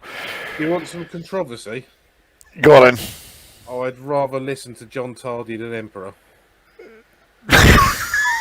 Fucking hell. I would, because I prefer the music on Slowly We Rot. I think the whole album musically is really good, and I just see John Tardy as comic relief. I've kind of got used to it over the years, and I put up with him for the music. Well, I mean, there's no denying that musically Slowly Rot is fantastic, and it was the first extreme metal I heard where we got the whole thing of slowing down, not speeding up. There's a song on the album called Till Death. Now, as far as the vocals go, I think it is the worst death metal song I've ever heard. But there's a part in it where it's already like really slowed down a hell of a lot. And when I first heard it, I was like, fucking hell, yeah, that sounds great. That's some of the heaviest stuff I've ever heard. And then you get a slight sort of like break. It starts up again, and they're playing even slower. And it's like, fuck you, this just sounds fucking awesome. And then John Tardy starts like with his again, fucking, and ruins it. And in that song, that's all he does throughout the whole thing. Jesus Christ, sounds like he's giving birth.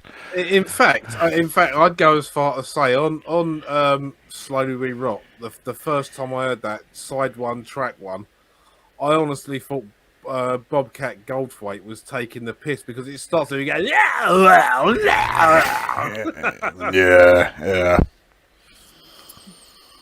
But yeah, no, the actual album Slowly We Rot, I really do like the album. I just ignore, I tune out to him. It's a small price to pay for how good that album is sonically. Yeah, so, I mean, you listen to the instruments and the actual songwriting. The drumming is fantastic all the way through the album. The drumming is fucking superb, and even though I do think the drums are overproduced, it doesn't really suffer for it too much. I could do with them toning it down a little bit, but it's certainly not a game breaker. The guitar sounds fucking great. Everything sounds great until John Tardy opens his gob, and unfortunately, I have a much harder time tuning it out than it seems you do. But there are a couple of songs on the album that I can do it with, and obviously this is one. I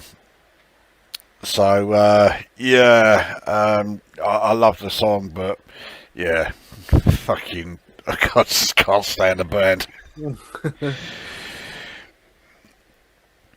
Oh, that's fair enough, mate. yeah.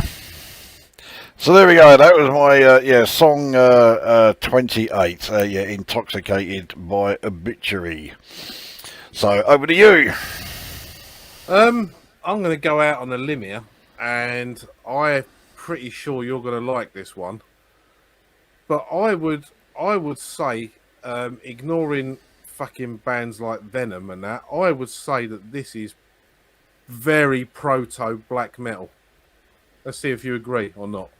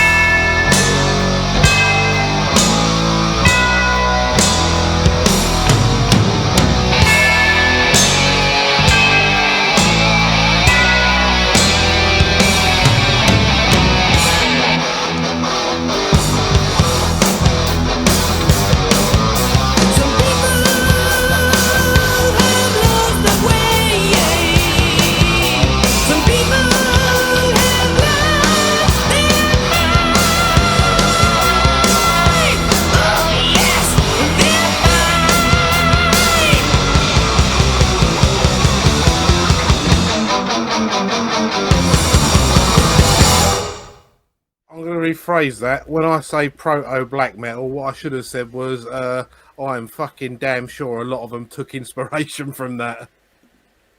Yeah, I'm not familiar with the song. I'm guessing that was Merciful Fate. Yeah.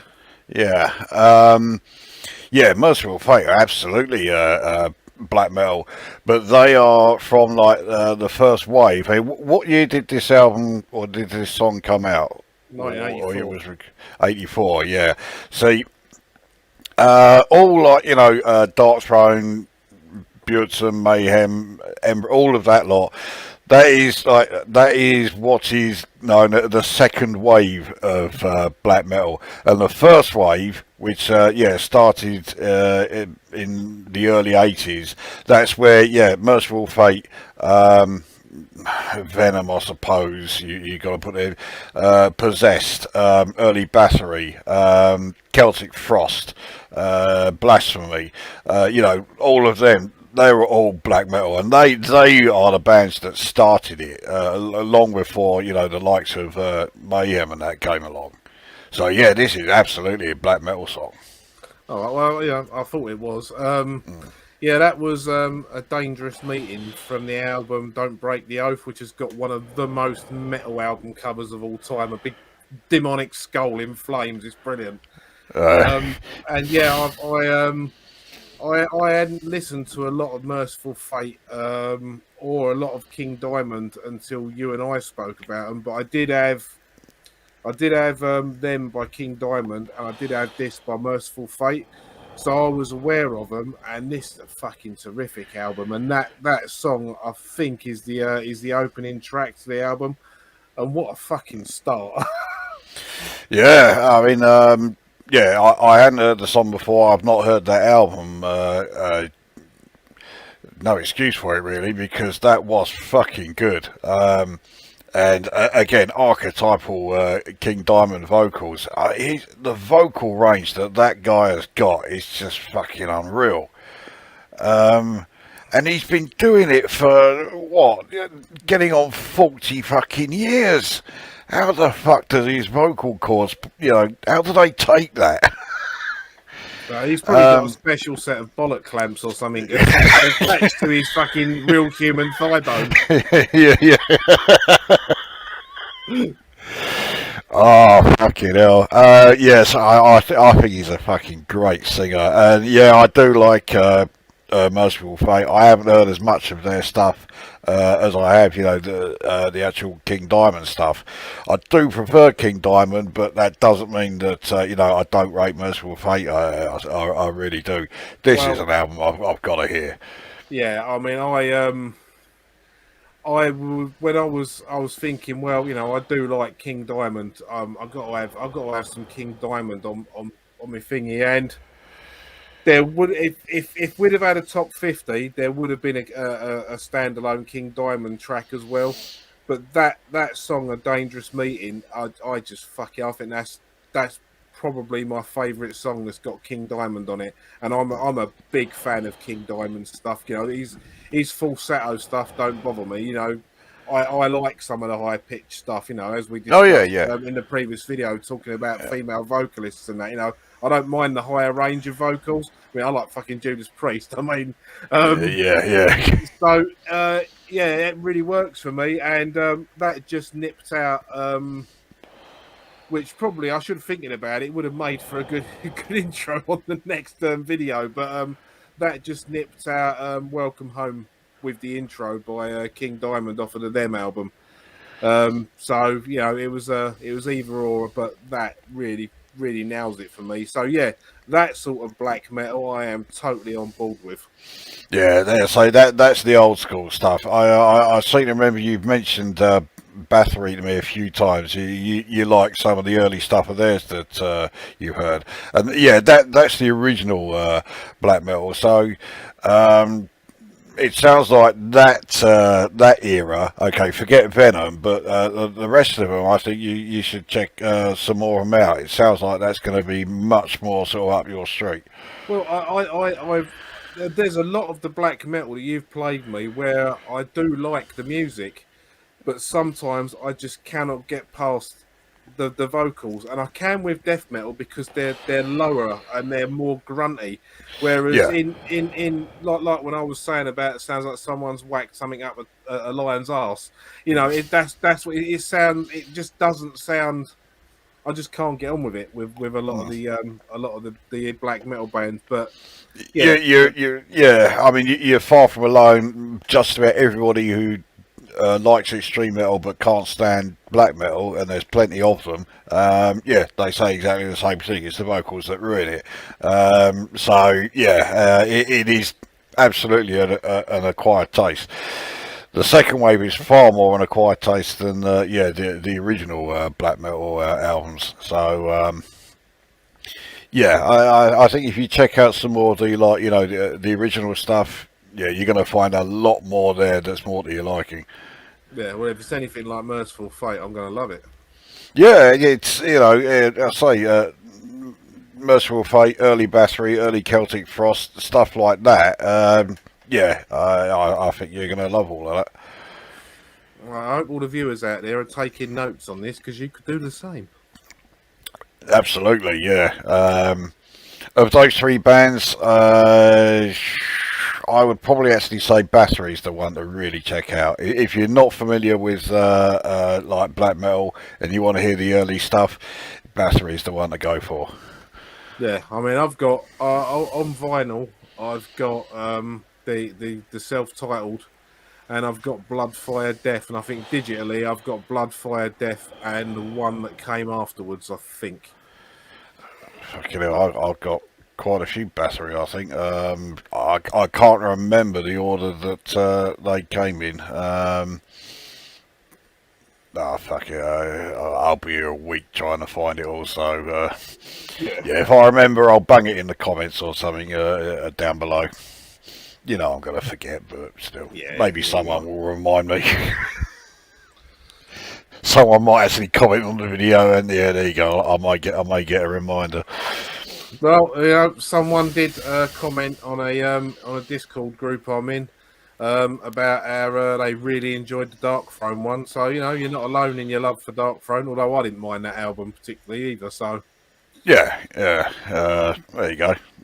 There's two and a half of us. Yeah.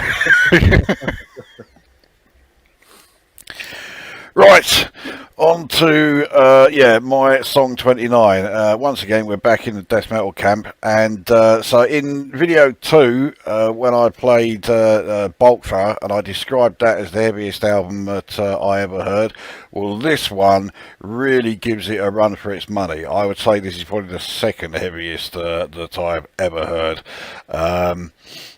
Brace yourself. Here we go.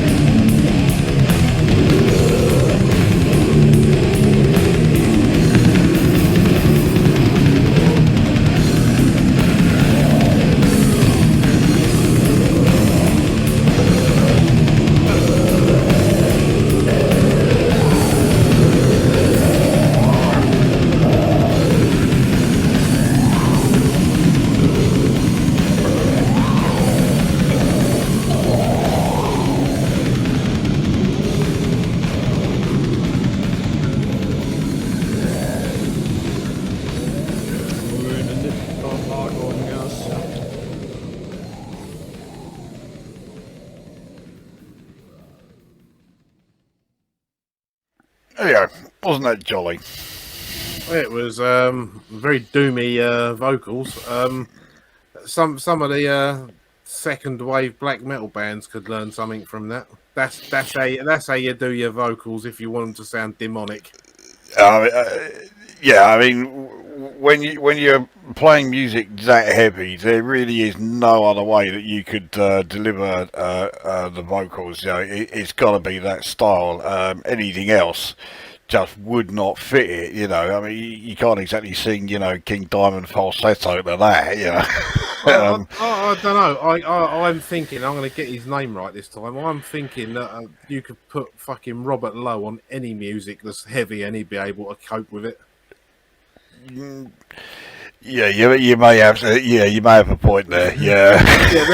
There's not many singers, but I think he could. I think he could just get away with it. Yeah. Well, I suppose if anyone could, yeah, it would be him. So anyway, yeah, that was Incantation. The song is Deliverance of Horrific Prophecies, and that was from the album Onward to Golgotha. And bearing in mind, at the time I got this, I was buying pretty much nothing but death metal, so I was getting pretty sort of like desensitized to it. You know, I could hear an album that was like, you know, ridiculously heavy, and I would just think, oh yeah, that's not bad. You know, and then this thing came along. It was the first time in probably like a year or two that I put on an album. I was like, fuck it hell. Yeah, I was not ready for that. Yeah, this album fucking blew me away. Yeah, I loved it. But I think, yeah, it is one of those albums that really is for, like, you know, the die-hard death metal fans. I can't see it appealing to too many others. Well, I thought it was all right actually, because I do like death metal music. So again, you know, those vocals were so low. You know, I can kind of filter them down to them being a sound pad. But you know, there was a few bits I could pick out phrases from. Yeah, that was all good. I do like death metal. That's oh yeah. I need to reiterate. I do like death metal. Yeah.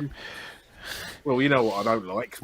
Yeah, I know what you don't like, but let's face it. I mean, you know, we just had you playing Bolt Thrower in your top 40, so yeah, obviously, you know, there is death metal that you like, but whereas Realm of Chaos, the Bolt Thrower album that I think is the heaviest, you know, ever recorded. The reason it sounded that heavy is because just how low they tuned down their guitars. With this, it's all about the production that's got that sound. I mean, obviously they've tuned down their guitars again, but certainly nothing like the level that Bolt Thrower did for Realm of Chaos. But yeah, again, it was a band that avoided Morris Sound and Scott Burns. They wanted to sound individual. Fucking hell, yeah, they managed that all right. Yeah. Yeah. Sometimes you know, those vocals really do work, and they did work with that. Yeah. Yeah. Definitely.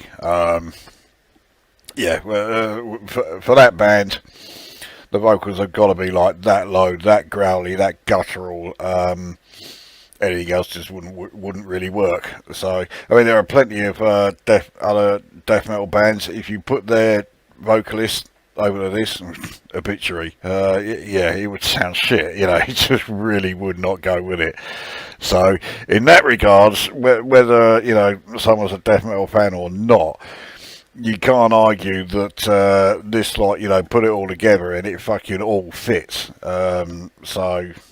And on top of all that, there's a nice little backwards message to annoy the Christians at the end.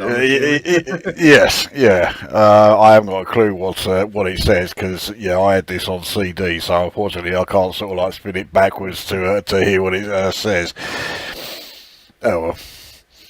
Maybe with some of my audio editing software I can find out, but yeah. Yeah, you'll forget. Yeah, I will. Yeah. So there we go. Yeah, that was my song 29 then. Deliverance of Horrific Prophecies by Incantation.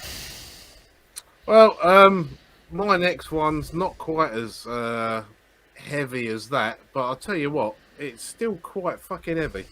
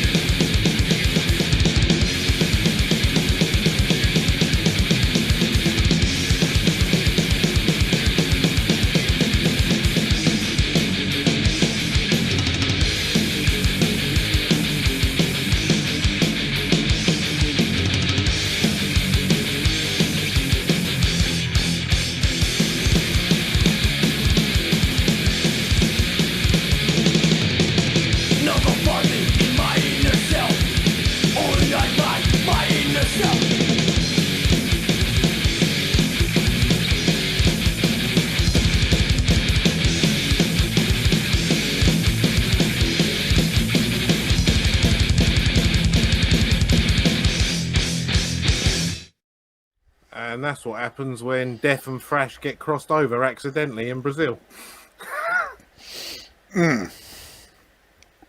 I have definitely heard that before, and I'm pretty sure it was you who sent me it, and I've forgotten who that is. That is Sepultura from 1989. Okay, yeah. So that was on what album? Hang on. It's not Arise, because Arise came later. It's not on Beneath the Remains. It's on the one. It is. Yeah. I had that. I had that album, and I don't recognise the song as being from there. Oh well. that song was in herself. Yeah, that was on Beneath the Remains. Right. Okay. I mean, I was not the biggest Sepultura fan. Nor was I till that album come out, because their one before that, Schizophrenia, was just the production on it was so bad it sounded like it was being shit. played in a dustbin underwater.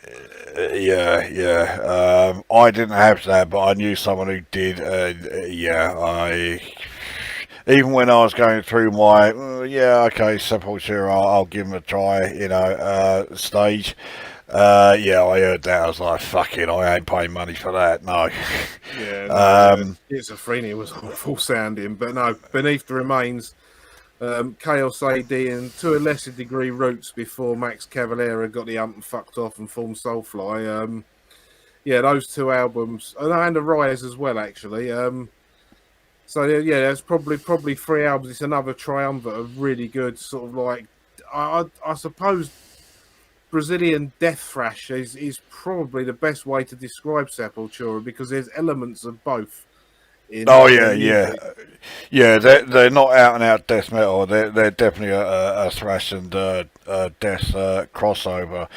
When I went to see Sepultura live, it was while they were promoting the Arise album, but I didn't go to see them anyway. I went to see Sacred Reich. They were great, but Sepultura, I've never been that big a fan of them. Even when I was, when I bought the two albums of theirs that I had, I never really listened to either of them that much. It was just something about them. I just couldn't really get on with them.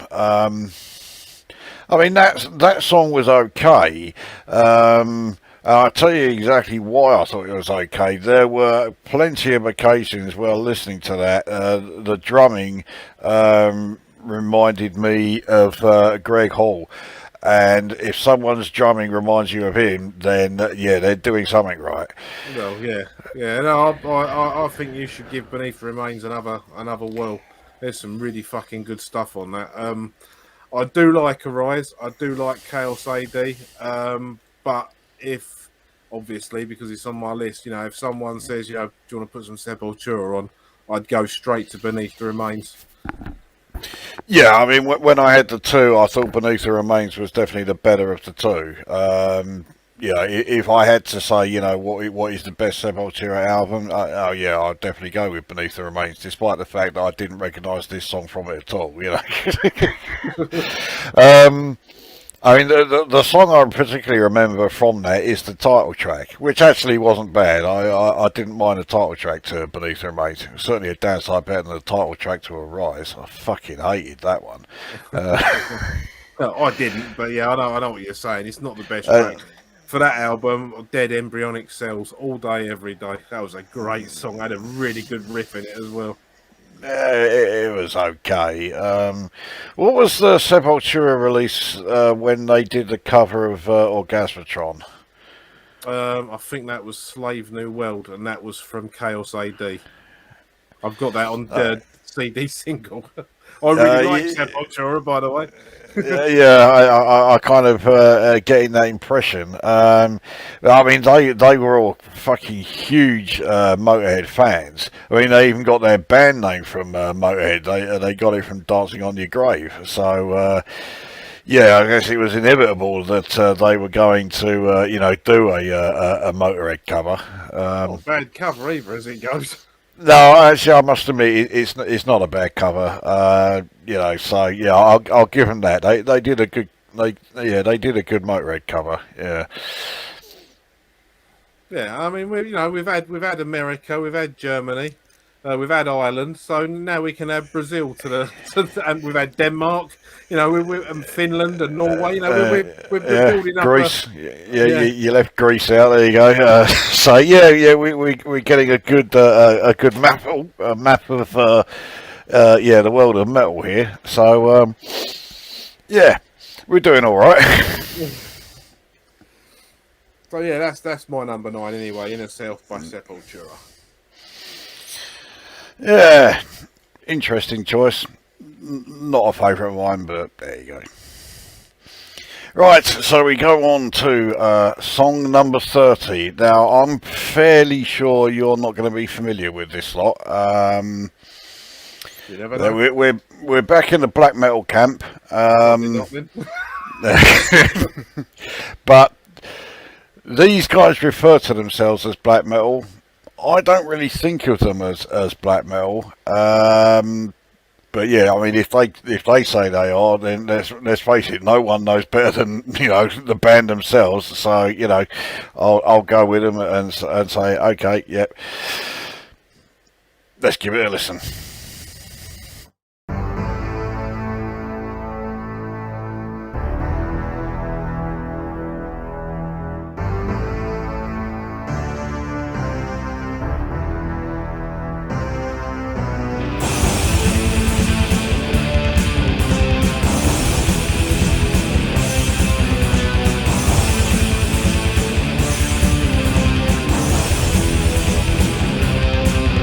We hate Monday.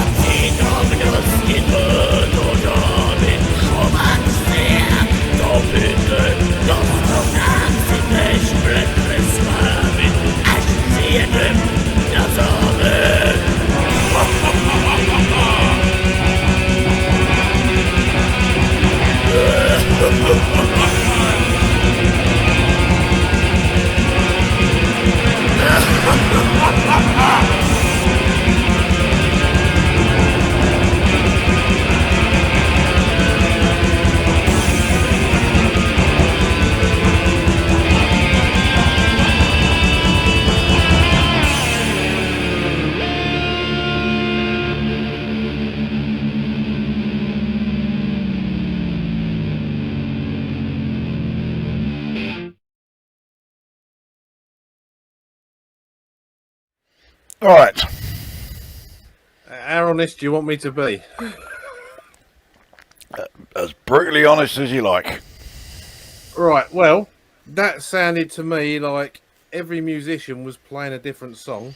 I don't know what the singer was going on about, but I'm pretty sure he was lamenting the fact that he'd been caught by his bollocks on electrified barbed wire. Oh mate, that was fucking awful. that was by far. That's worse than Emperor. That honestly, I'd file that under dog shit, mate. I really didn't like that at all. I'm assuming you put that one in as a joke. No, I do genuinely like this. So that was Master's Hammer, and you can now add the Czech Republic to the list of countries that we've had bands from, which is probably why, you couldn't understand a word he was saying because everything they sing is in Czech. So that song was called My Captain. It's from an album called The Yelemnika Occultist. And one of their biggest influences is King Diamond. This was a Well, let me let me finish. This was a black metal concept album. It was described as a black metal operetta in 3 parts.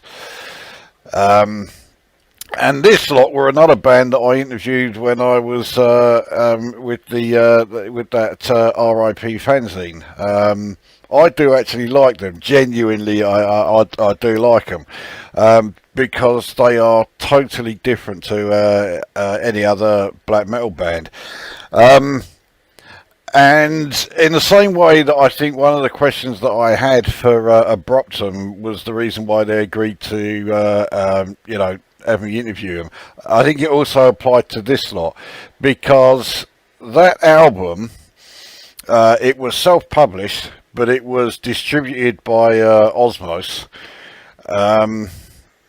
And it had some, shall we say, rather eye-catching song titles. So these are genuine song titles from this album. So song number 5 is called That Magnificent Deer Has Vanished in the Bush. Song number 8 is called Oh My Precious Sir, Do You Remember When? And not forgetting, song number 3 is called I Don't Want, Sirs, to Pester Your Ears. And of course, I couldn't let that drop, so I asked him, Carl, what the fuck is going on with these song titles? And they explained the reason they are such bollocks is because the band did not want them to be translated into English, but Osmos Productions insisted on it. So you had a Frenchman translating Czech into English, and he did a really shitty job of it. But in the first pressings of the album, the first lot that Osmos Productions distributed, and I had one of those, you got all those fucking wanky English translations of the titles. I'll tell you what that sounds like. Those titles. It must have been 91, 92. Judas Priest were taken to court because some pair of kids who, conveniently at 16 years old were allowed to have shotguns in America. Basically shot themselves while listening to Judas Priest. And what was it, while they were listening to Suicide Solution or something? No, Better By You, Better Than Me. Suicide Solution's Ozzy Osbourne. Okay. Better By You, Better Than Me. And there's a bit in that song where Rob Halford breathes in, and apparently if you play it backwards, it sounds like Do It. That's what I heard about that. Intelligently as they were, they thought, well, that must mean we blow our heads off with these shotguns we're allowed to have as children. So anyway, Judas Priest go to court, and what they did was... I think I know some of this. Yeah, go on. They went through their entire back catalogue from Painkiller back all the way to Rock-a-Roller, and they played all of their records backwards and found loads of phrases. And Yeah. some of the phrases they found, the one in particular that stands out that could be a title, that band you just I played. think I know the one you're going to say because it's the one that always stuck in my head. Yeah, go on. Would it be It's So Fishy, Personally I'll Own It? Oh, no, it's not that one. The one I remember is I'll Suck a Peppermint. And needless to say, it was thrown out of court after that. But Yeah. But yeah, that's what them song titles remind me of. Was Dodgy Dude backtracking. Yeah, fucking hell. Yeah, they weren't best pleased with Osmos for doing that translation. Yeah, unsurprisingly, that distribution deal didn't last very long, and so Masters Hammer went back to not only self-publishing but also self-distribution. They own their own record label as well as doing their own band. But yeah, I do like it. I say it's totally different to anything else in black metal. I'm guessing you probably agree, but for all the wrong reasons. Yeah, like I said, that sounded like 5 or 6 people all playing in a different direction. I'm not a fan of that at all. Everything you said about Typo Negative times 10 for that. It just didn't work for me on any level. I don't think even as an instrumental it would have worked because it was too all over the place. But each their own. Yeah, I mean, I think the reason why you're thinking that is they had a lot of percussion there for throughout the album, particularly with this song. So as well as your standard drum kit there, which the drummer's using, they had 2 other guys who were both playing timpani. So when you got that lot all going on at the same time, it can get a bit cluttered. I think they could have done with reducing the timpani in this song in particular, but I think they could have reduced it to not. I think they could have reduced it to not bothering. To be honest with you. Yeah, I don't think I'll be sending you too many more Masters Hammer links then for YouTube then. Not if it's fucking like that. No, please don't. Well, that's my favourite song of theirs. So I certainly don't think you can rate any of the others. Oh, fucking hell. www.headache.com, that one. No, it's not my cup of tea. I mean, there's a lot, even though, I don't care what you say about the music that I've put up at all. You're your own man. It's your own choice. So all the ones that I wouldn't normally listen to, I've tried to find something in there that is positive that I can enjoy in the song. But this one and the one from Emperor, but Burzum, you can let him off because he's doing it all by himself. I've got a lot of respect for someone that can do that. I mean, I don't like the music of Prince, but I can give the man respect because of how many musical instruments he can play. No, this didn't work for me in the slightest. Well, I mean, there had to be one. And that was it. So yeah, I mean, I do really like them. I've got 3 of their albums. They've done quite a few since then, and I've missed out on them. I'd be quite interested to hear how they are, but I'm clearly I'm the only one here that would be interested in that. Yeah. I'm thinking wide berth for that. Yeah. There we go. So yeah, that's the that's the brick wall that is my final choice for part 3. Well, my final choice for part 3 is very much 1981 and very much new wave of British heavy metal.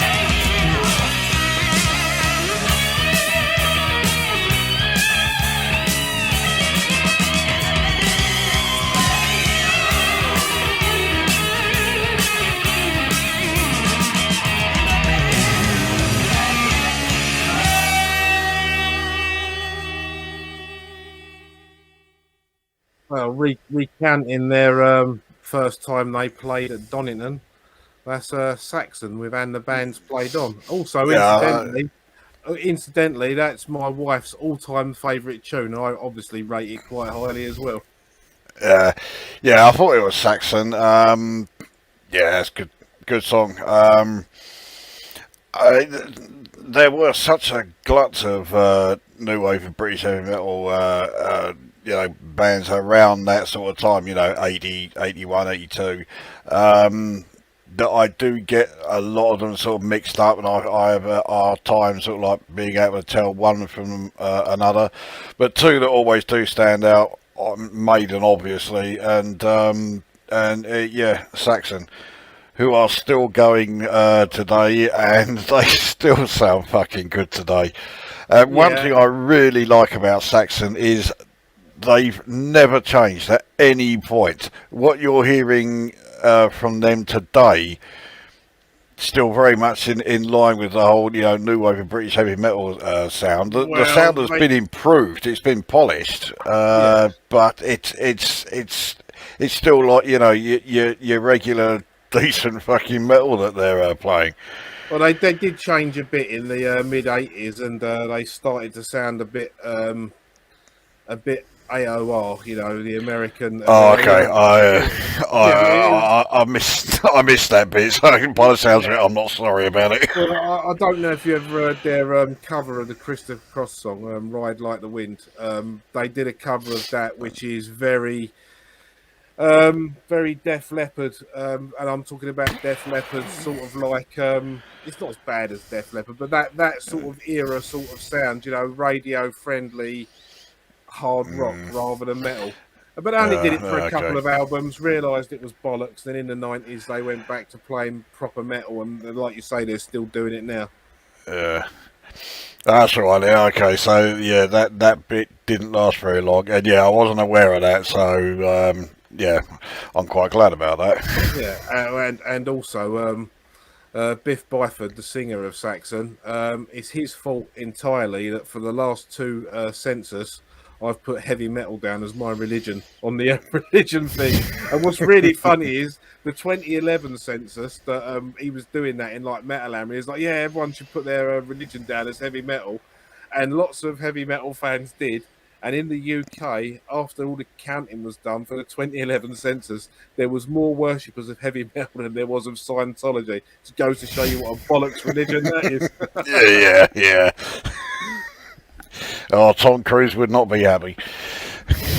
Just stick to making good films, Tom. No one cares about your politics or your religion. When did Tom Cruise last make a good film? Edge of Tomorrow. Edge of Tomorrow was a fucking good film. I don't know. Yeah, I'm a bit iffy about that one. I can tell you the last time he made a good film, Legend. And how long ago was that? Yeah, well, it depends what films you like, I suppose. I quite like Night and Day, but that's not what we're here to discuss. No, exactly. Yeah, I'm sure film discussion will be coming along, but yeah, not in this video. Where that was the start of the end of it. But yeah, great song to finish off with. Yeah, I'm a bit fussy about new wave and British heavy metal. I wouldn't just go out and say, oh yeah, right, if that's by such and such a band, then great. I do sort of tend to treat you very much, each song individually. But yeah, that's what I do like. So yeah, well, I mean, fine choice. New wave of British heavy metal is like what you were saying about death metal in 1990. In 1980 you had all of these bands springing up. I mean, don't forget, before they went shit, Def Leppard were a new wave of British heavy metal band. You had Saxon. I mean, how many? There was so many fucking bands. I wouldn't have enough fingers to count them on if I had 50 arms. They've just hundreds. Yeah. Most of which disappeared fairly promptly, and I'm not sorry about that. But yeah, there were some standout ones for sure. And yeah, you've got to include Saxon as one of those. Absolutely. Yeah, check out their new stuff as well if you're interested. Pretty good. Yeah, I'll certainly go along with that. So there we are. We have reached 75% of our lists.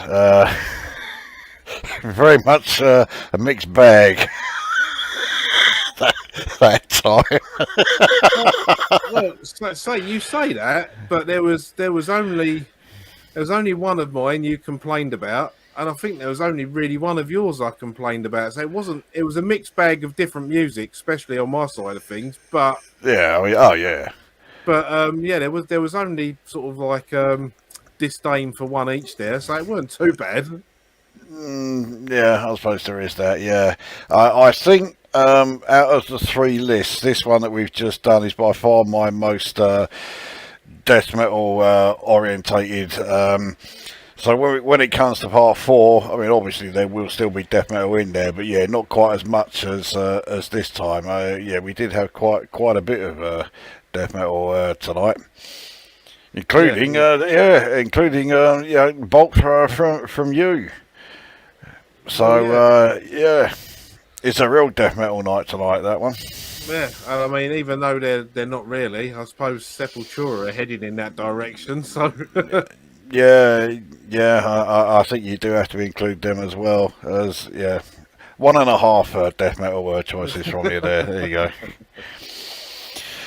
So yeah, we reached number 30. So we have 10 more to go. So yeah, that's going to be coming up at some point. But yeah, the fourth and final part. And I can promise more of the same, but I consider that very much a good thing. well, if there's some death metal, I'm happy about that. There's some black metal. We'll see how it goes. Yeah, I think you're very much going to be treating the black metal stuff and on a per song basis. I might have to bang in a couple of extra Masters Hammer songs to that list. I'm sure he'll be thrilled about that. Cosmic. Yeah. Well, there we are. So, yeah, part 3 is over and done with, and we will be back with part 4, where we bring this rather long series to a close. So, we shall see you then, and in the meantime, go away.